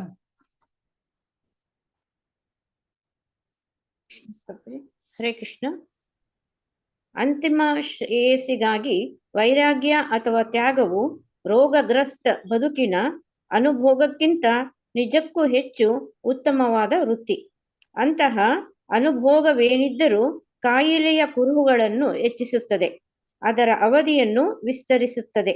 ಆದ್ದರಿಂದ ಭಗವಂತನಿಗೆ ಸಲ್ಲಿಸುವ ಭಕ್ತಿ ಸೇವೆಯು ಗುಣಮಟ್ಟದಲ್ಲಿ ಶುದ್ಧವಾಗಿರಬೇಕು. ಅಂದರೆ ಐಹಿಕ ಅನುಭೋಗದ ಅಲ್ಪ ಆಸೆಯೂ ಇರಬಾರದು. 1.2.6 ಉದ್ದೇಶ. ಹರೇ ಕೃಷ್ಣ. ನೆಕ್ಸ್ಟ್ ಓದಿ. ಉದ್ದೇಶ ಪರ್ಪರ್ಟ್. ಇದು ಉದ್ದೇಶ ಅಂದ್ರೆ ಭಾವಾರ್ಥದಲ್ಲಿ ಈ ಪಾಯಿಂಟ್ ಕೊಟ್ಟಿರೋದು ಇಲ್ಲಿ ಹೇಳ್ತಾ ಇದ್ದಾರೆ. ಇದೊಂದೇ ಆತನ ಸೇವೆಯಲ್ಲಿ ಶಾಶ್ವತ ಸಮಾಧಾನಕ್ಕೆ ದಾರಿ ಮಾಡಿಕೊಡಬಲ್ಲದು. ಸೇವಕ ಮತ್ತು ಸೇವೆ ಸಲ್ಲಿಸಿದವರ ಈ ಸಂಬಂಧವು ಅನ್ಯೋನ್ಯತೆಯ ಅತ್ಯಂತ ಸಹಜವಾದ ರೂಪವಾಗಿದೆ. 1.2.6 ಉದ್ದೇಶ. ಹೇಳ್ತಾ ಇರೋದ ರೀತಿಯಲ್ಲಿ ನಮಗೆ ರೋಗ ಬಂತು. ಸಪೋಸ್ ನನಗೆ ಏನೋ ಕಾಯಿಲೆ ಇದೆ. ಸೊ ಆ ಕಾಯಿಲೆಗೆ ನಾನು ಮದ್ದು ತಗೊಳ್ಬೇಕು. ನಾನು ಸೊ ಮದ್ದು ತಗೊಳ್ಳೋದು ಅಂದ್ರೆ ಈ ಭೌತಿಕವಾಗಿ ನಾವು ಇಂದ್ರಿಯ ತೃಪ್ತಿಯಲ್ಲಿ, ನಾವು ಇಂದ್ರಿಯ ಸುಖಕ್ಕೋಸ್ಕರ ಅದೇ ರೋಗದ ಸ್ಥಿತಿಯಲ್ಲಿದ್ದೇವೆ. ಮತ್ತೆ ನಾವು ಅದನ್ನ ಹೆಚ್ಚು ಮಾಡ್ತಾ ಇದ್ರೆ ರೋಗ ಸ್ಥಿತಿ ನಮಗೆ ಗುಣ ಇಲ್ಲ ಆಗುತ್ತೆ. ನಮ್ಗೆ ನಾವು ಇಲ್ಲಿ ಭೌತಿಕ ಜಗತ್ತಿನಲ್ಲಿ ಇದ್ದೇವೆ. ಭೌತಿಕ ಇಂದ್ರಿಯಗಳು ನಮ್ಮನ್ನು ಸೆಳೆತಾ ಇವೆ. ನಮ್ಗೆ ಕಾಮ, ಕ್ರೋಧ, ಲೋಭ, ಮೋಹ ಇದೆ ನಮ್ಮನ್ನು ಅರಿಷ್ಟ ರೋಗಗಳು ನಮ್ಗೆ ಹಿಡಿದಿದೆ ನಮ್ಮನ್ನ. ಸೊ ನಾನು ಇನ್ನ ಇದೇ ಚಟುವಟಿಕೆ ನಾನು ಹೆಚ್ಚು ಮಾಡಿದ್ರೆ ನನಗೆ ರೋಗ ಕಡಿಮೆ ಆಗುತ್ತೆ. ನಾನು ಇದನ್ನ ನಿಲ್ಲಿಸ್ಬೇಕಲ್ಲ, ನಾನು ಇದು ನಿಲ್ಲಿಸಲಿಲ್ಲದೆ ನಾನು ಇದನ್ನೇ ಹೆಚ್ಚು ಮಾಡ್ತಾ ಇದ್ದೀನಿ. ನಾನು ಇನ್ನ ಹೆಚ್ಚು ನನಗೆ ಕಾಮ ಜೀವನ ಇನ್ನ ಹೆಚ್ಚು ಮಾಡ್ಕೊಳ್ಬೇಕು. ನನ್ನ ಕ್ರೋಧ ಇನ್ನ ನನ್ನಲ್ಲಿ ಹೆಚ್ಚು ಆಗ್ಬೇಕು. ನನ್ನ ಒಂದು ಏನು ಡಾಮಿನೇಟಿಂಗು ಇನ್ನೊಂದು ನಾನು ಇನ್ನ ಬೆಳೆಸೋದು, ಆ ಪ್ರವೃತ್ತಿ ನಾನು ಬೆಳೆಸೋದು, ನಾನೇ ಸ್ಪೆಷಲ್, ನಾನೇ ಒಂದು ವಿಶೇಷವಾದ ವ್ಯಕ್ತಿ ಅಂತ ಅನ್ಕೊಳ್ಳೋದು, ಅಹಂಕಾರ. ಸೊ ಈ ರೀತಿ ನಾನು ಜಾಸ್ತಿ ಬೆಳೆಸ್ತಾ ಇದ್ರೆ ಇದು ನನಗೆ ರೋಗದ ಸ್ಥಿತಿಯಲ್ಲಿ ಇನ್ನ ನಾನು ಕೆಳ ಹೋಗ್ತಾ ಇದ್ದೀನಿ ಅಷ್ಟೇ ಅಲ್ವಾ. ಸೊ ಈಗ ಯಾವೊಂದು ರೋಗ ಬಂದಾಗ ಹೇಳ್ತಾರೆ ಡಾಕ್ಟರ್, ಯಾವುದೋ ಟೈಫಾಯ್ಡ್ ಬಂದಾಗ, ಟೈಫಾಯ್ಡ್ ಇನ್ನೊಂದು ಬಂದಾಗ ಡಾಕ್ಟರ್ ಹೇಳ್ತಾರೆ ಗಟ್ಟಿ ಪದಾರ್ಥ ತಿನ್ನಬಾರ್ದು ಅಂತ ಹೇಳ್ತಾರೋ, ನೀವು ಯಾವುದು ಆಗುತ್ತೆ ಆ ರೀತಿ ತಗೊಳ್ಬೇಕು ಅಂತ ಹೇಳ್ತಾರೋ. ಪ್ರಭುಪಾದ ಒಂದು ಕತೆ ಹೇಳ್ತಾರಲ್ಲ, ಅವ್ರ ಪಕ್ಕದ ಮನೆಯಲ್ಲಿ ಯಾರೋ ಒಬ್ರು ಹೆಂಗಸು ಒಂದು ಮಗುಗೆ ಬಡಿತಾ ಇದ್ರಂತೆ. ಸೊ ಪ್ರಭುಪಾದ್ರಿಗೆ ಅನ್ನಿಸ್ತು, ಏನಪ್ಪ ಇವ್ರು ತಾಯಿ ಈ ತರ ಮಗುವಿಗೆ ಈ ತರ ಹೊಡಿಯೋದಾ, ಇದು ಯಾಕೆ ಏನಾಯ್ತು ಅಂತ ಒಂದು ಅವರ ಪ್ರಭುಪಾದ ಸೇವಕರನ್ನ ಕಳಿಸ್ತಾರೆ, ಸರ್ವೆಂಟ್ ಕೇಳ್ಕೊಂಬನ್ನಿ ಅಂತ. ಸೊ ಅವ್ರು ವಿಚಾರಿಸ್ಕೊಂಡು ಬಂದ್ರೆ ಅವ್ರ ಪಕ್ಕದ ಮನೆಯಲ್ಲಿ ಅವ್ರ ಸೇವಕರು ಅವ್ರು ಹೇಳ್ತಾರೆ, ಅವ್ರ ಏನ ನಮ್ಮ ಮಗ ಅವ್ರ ಇಬ್ಬರು ಮಕ್ಕಳು ಅವ್ರಿಗೆ ಆ ಹೆಂಗಸಿಗೆ ಅವ್ರ ಇಬ್ಬರು ಮಕ್ಕಳಲ್ಲಿ ಒಬ್ಬ ದೊಡ್ಡ ಮಗ, ಚಿಕ್ಕ ಮಗನಿಗೆ ತುಂಬಾ ಸಿವಿಯರ್ ಈ ತರ ಟೈಫಾಯ್ಡ್ ಏನೋ ಬಂದಿದೆ. ಆಗ ಬಂದು ಅವ್ನಿಗೆ ಬೇದಿ ವಾಂತಿ ಏನ್ ತಿಂದ್ರು ಕೂಡ ಹೊರಗೆ ಬರುತ್ತೆ. ಸೊ ಆ ರೀತಿಯ ಸ್ಥಿತಿ. ಸೊ ಹಾಗೆ ಆಮೇಲೆ ಗಟ್ಟಿ ಪದಾರ್ಥ ತಿನ್ಬಾರ್ದು, ಗಟ್ಟಿ ಪದಾರ್ಥ ಅಥವಾ ಇದು ಎಣ್ಣೆ ಇದು ಪದಾರ್ಥ ತಿನ್ಬಾರ್ದು. ಆದ್ರೆ ಆ ದಿವಸ ಏನೋ ಒಂದು ಹಬ್ಬದ ದಿವಸನೋ ಏನೋ, ಸೊ ಅವ್ರ ತಾಯಿ ಭಗವಂತನ ನೈವೇದ್ಯಕ್ಕೋ ಏನೋ ಸ್ವಲ್ಪ ಪರೋಟಾನೋ ಏನೋ ಮಾಡಿದ್ದಾರೆ, ಪರೋಟ. ಸೊ ಆ ಮಗುವಿಗೆ, ಚಿಕ್ಕ ಮಗು ಆಸೆ ಆಗಿದೆ ತಿನ್ಬೇಕು ಅಂತ. ಸೊ ಗೊತ್ತು ತಾಯಿ ಕೇಳಿದ್ರೆ ತಾಯಿ ಕೊಡೋದಿಲ್ಲ ಅಂತ. ಸೊ ಅವ್ರಿಗೆ ಅಣ್ಣನಿಗೆ ಕೇಳ್ತಾರೆ, ಅಣ್ಣ ಹೇಳ್ತಾರೆ, ಅಣ್ಣ ನನಗೆ ಸ್ವಲ್ಪ ಆಗಬೇಕು. ಸೊ ಈಗ ತಾಯಿಗೆ ಗೊತ್ತಿಲ್ಲದೆ ಅಣ್ಣ ಹೋಗಿ ಏನ್ ಮಾಡ್ತಾರೆ, ಆ ಪದಾರ್ಥ ಅದೇನೋದು ಪರೋಟ ಇದೆ ಅದನ್ನ ತಮ್ಮನಿಗೆ ಕೊಟ್ಬಿಟ್ರು. ಅಣ್ಣನಿಗೆ ಗೊತ್ತಿಲ್ಲ, ಇನ್ನೊಬ್ಬ ಚಿಕ್ಕ. ಆದ್ರೆ ಏನಾಯ್ತು ಈಗ ಹೇಳ್ತಾರೆ, ಆ ಮಗುವಿಗೆ ಆಲ್ಮೋಸ್ಟ್ ಈಗ ಇನ್ನ ಈ ಜ್ವರ ಹೆಚ್ಚಾಗಿ ಈಗ ಸಾಯುವ ಇದರಲ್ಲಿದ್ದಾರೆ, ಐ ಫೀವರ್. ಸೊ ತಾಯಿ ಏನೇನ್ ಮಾಡ್ತಾರೆ ಈಗ ತಾಯಿ ಅವರು ಆ ರೋಗದಿಂದ ಹೊರಗೆ ಬರ್ಲಿಕ್ಕೆ ಮಗನಿಗೆ ಆ ರೋಗ ತಗೊಳ್ಬಾರ್ದು ನೀವು ಅಂತ ಅವರು ನಿಯಂತ್ರಿಸ್ತಾ ಇರ್ತಾರೆ.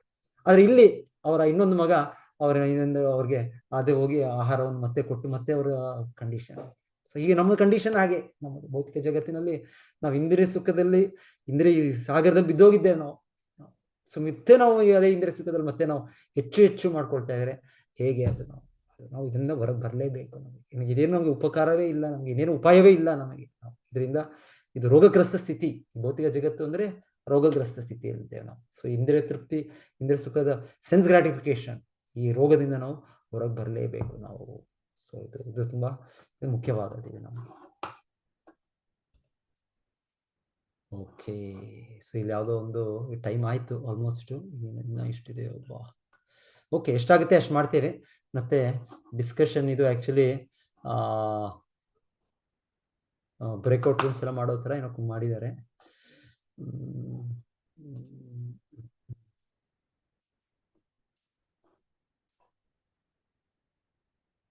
ಓಕೆ, ಅದಕ್ಕೂ ಮುಂಚೆ ಓಕೆ ಇಲ್ಲಿ ಒಂದು ನೈಸ್ ಇಷ್ಟೊತ್ತಾಗುತ್ತೆ. ಇಲ್ಲಾಂದ್ರೆ ಇದು ಮುಗಿಸ್ಬೇಡ ಅನ್ಸುತ್ತೆ, ಮತ್ತೆ ನಾವು ಬ್ರೇಕ್ಔಟ್ ರೂಮ್ ಹೋಗೋಣ. ಇದು ನೋಡೋಣ. ಇಲ್ಲ ಮತ್ತೆ ಇಷ್ಟು ಟೈಮ್ ಆಯ್ತು. ಆಕ್ಚುಲಿ ನಾನು ಸ್ವಲ್ಪ ನಾನು ಕೂಡ ಫಾಸ್ಟಾಗಿ ಮಾಡಬೇಕು, ತುಂಬ ಸ್ಲೋ ಆಯಿತು. ಇದು ಬೆಟರ್ ಇರುತ್ತೆ ಅನ್ಸುತ್ತೆ.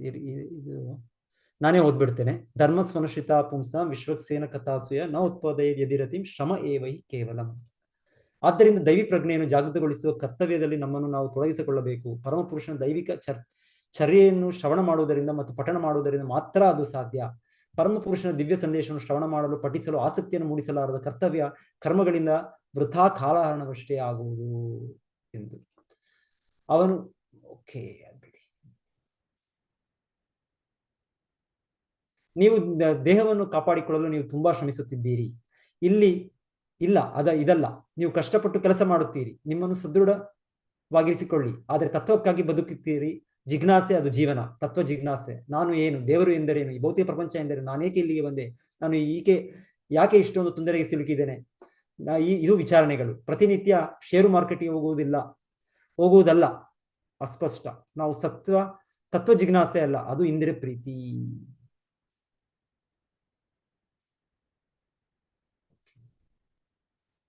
ನೀವು ನಿಮ್ಮ ಕರ್ತವ್ಯವನ್ನು ಬಹಳ ಚೆನ್ನಾಗಿ ನಿರ್ವಹಿಸಬಹುದು, ಆದರೆ ನೀವು ಕೃಷ್ಣನಿಗೆ ಬಾಂಧವ್ಯವನ್ನು ಬೆಳೆಸಿಕೊಳ್ಳುತ್ತೀರಾ ಎಂದು ನೋಡಬೇಕು. ಬಾಂಧವ್ಯ ಎಂದರೆ ಪ್ರೀತಿ. ನೀವು ಕೃಷ್ಣನನ್ನು ತೃಪ್ತಿಪಡಿಸಲು ಪ್ರಯತ್ನಿಸುತ್ತಿರಲಿ, ಅದುವೇ ಪರೀಕ್ಷೆ. ಅದನ್ನು ಮಾಡದಿದ್ದರೆ, ಸೂತ್ರಗಳನ್ನು ಸರಳವಾಗಿ ನೀವು ಸೂತ್ರವನ್ನು ಕಾರ್ಯಗತಗೊಳಿಸದಿದ್ದರೆ, ಕೃಷ್ಣನ ಯಾವುದೇ ತೃಪ್ತಿ ಇಲ್ಲದೆ, ಆಗ ಸೂತ ಗೋಸ್ವಾಮಿ ಸರಳವಾಗಿ ಶ್ರಮದಾಯಕ ಮತ್ತು ಸಮಯ ವ್ಯರ್ಥ ಎಂದು ಹೇಳುತ್ತಾರೆ. ವಿಶ್ವಕ್ಸೇನ ಕಥಾಸುಯ ನ ಉತ್ಪಾದೇ ಯದಿರತಿಂ ಶ್ರಮ ಏವ ಹಿ ಕೇವಲಂ.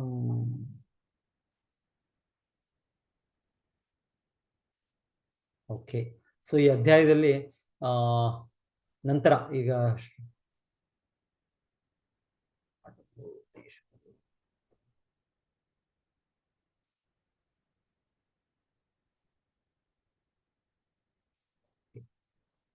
ಐಕ ಬಂಧನದ ಸೀಮಿತ ವಲಯದಿಂದ ಪಾರಾಗಿ ಸಂಪೂರ್ಣ ಸ್ವಾತಂತ್ರ್ಯದ ಬಯಕೆಯನ್ನು ಈಡೇರಿಸಿಕೊಳ್ಳುವುದೇ ಚಿದಾತ್ಮದ ಬೇಡಿಕೆ. ವಿಶಾಲತರ ವಿಶ್ವದ ಪ್ರಾಕಾರವನ್ನು ದಾಟಿ ಹೋಗಲು ಆತ್ಮ ಬಯಸುತ್ತದೆ.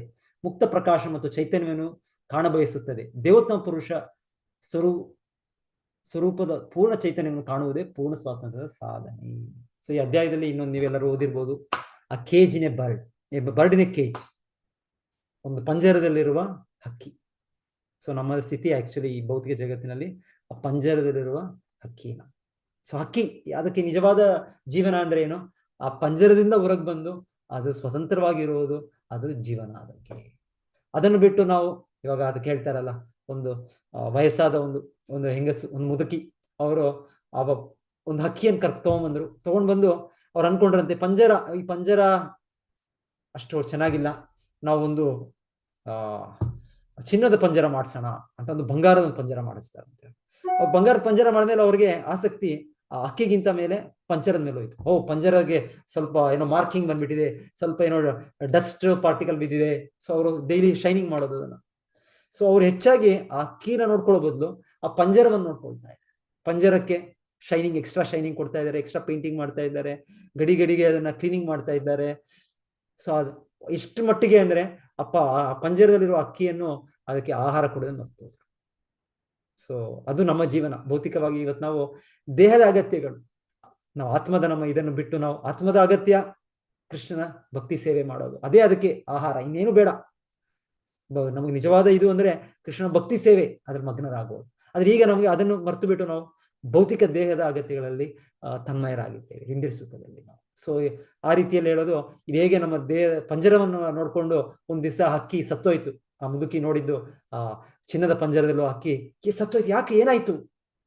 ಸೊ ಅದೇ ರೀತಿ ನಾವು ಕೂಡ ಈ ಆಧ್ಯಾತ್ಮಿಕ ಜೀವನವನ್ನು ಬಿಟ್ಟು, ಆ ಚಿಂತನೆಯನ್ನು ಬಿಟ್ಟು, ಭಗವಂತನ ಭಕ್ತಿ ಸೇವೆಯನ್ನು ಬಿಟ್ಟು ನಾವು ಭೌತಿಕವಾಗಿ ಏನೇ ಮಾಡಿದ್ರು ನಾವು ಇದು ಕೇವಲ ನಮಗೆ ಪಂಜರವನ್ನು ನೋಡ್ಕೊಂಡು ನಮ್ಮದ ಆತ್ಮಹತ್ಯೆನ ಮಾಡ್ಕೊಂಡ ರೀತಿಯಲ್ಲಿ. ಸೊ ಇದು ಆತ್ಮ ಸುಪ್ರಸಿದ್ಧತೆ, ಇದು ಒಂದು ಒಳ್ಳೆ ಉದಾಹರಣೆ. ಸೊ ಅಕ್ಕಿ ಆ ಪಂಜರನ ಬಿಟ್ಟು ಹೋಗ್ಬೇಕು, ಅದು ಅದರ ಸ್ವತಂತ್ರ ಜೀವನ. ಎಷ್ಟು ಪಂಜರದಲ್ಲಿ ಇದ್ರೆ ಜೀವನ ಅಲ್ಲ. ಸೊ ಆ ರೀತಿಯಲ್ಲೂ ಕೂಡ ನಾವು ಪಂಜರದಿಂದ ಹೊರಗೆ ಬರ್ಬೇಕು. ನಾವು ಈ ಬದ್ಧ ಜೀವನದಿಂದ, ಈ 3 ಗುಣಗಳ ಮಾಯಾ ಸಿಲುಕಿನಿಂದ ಹೊರಗೆ ಬರ್ಬೇಕು. ನಾವು ಕೃಷ್ಣನ ಆಶ್ರಯದಲ್ಲಿ ಬರ್ಬೇಕು ನಾವು. ಓಕೆ, ಇಲ್ಲಿ ಲಾಸ್ಟ್ ಇಲ್ಲಿ ಒಂದು ಹೇಳ್ತಾ ಇದ್ದಾರೆ, ಗುಂಪಿನ ಚಟುವಟಿಕೆ.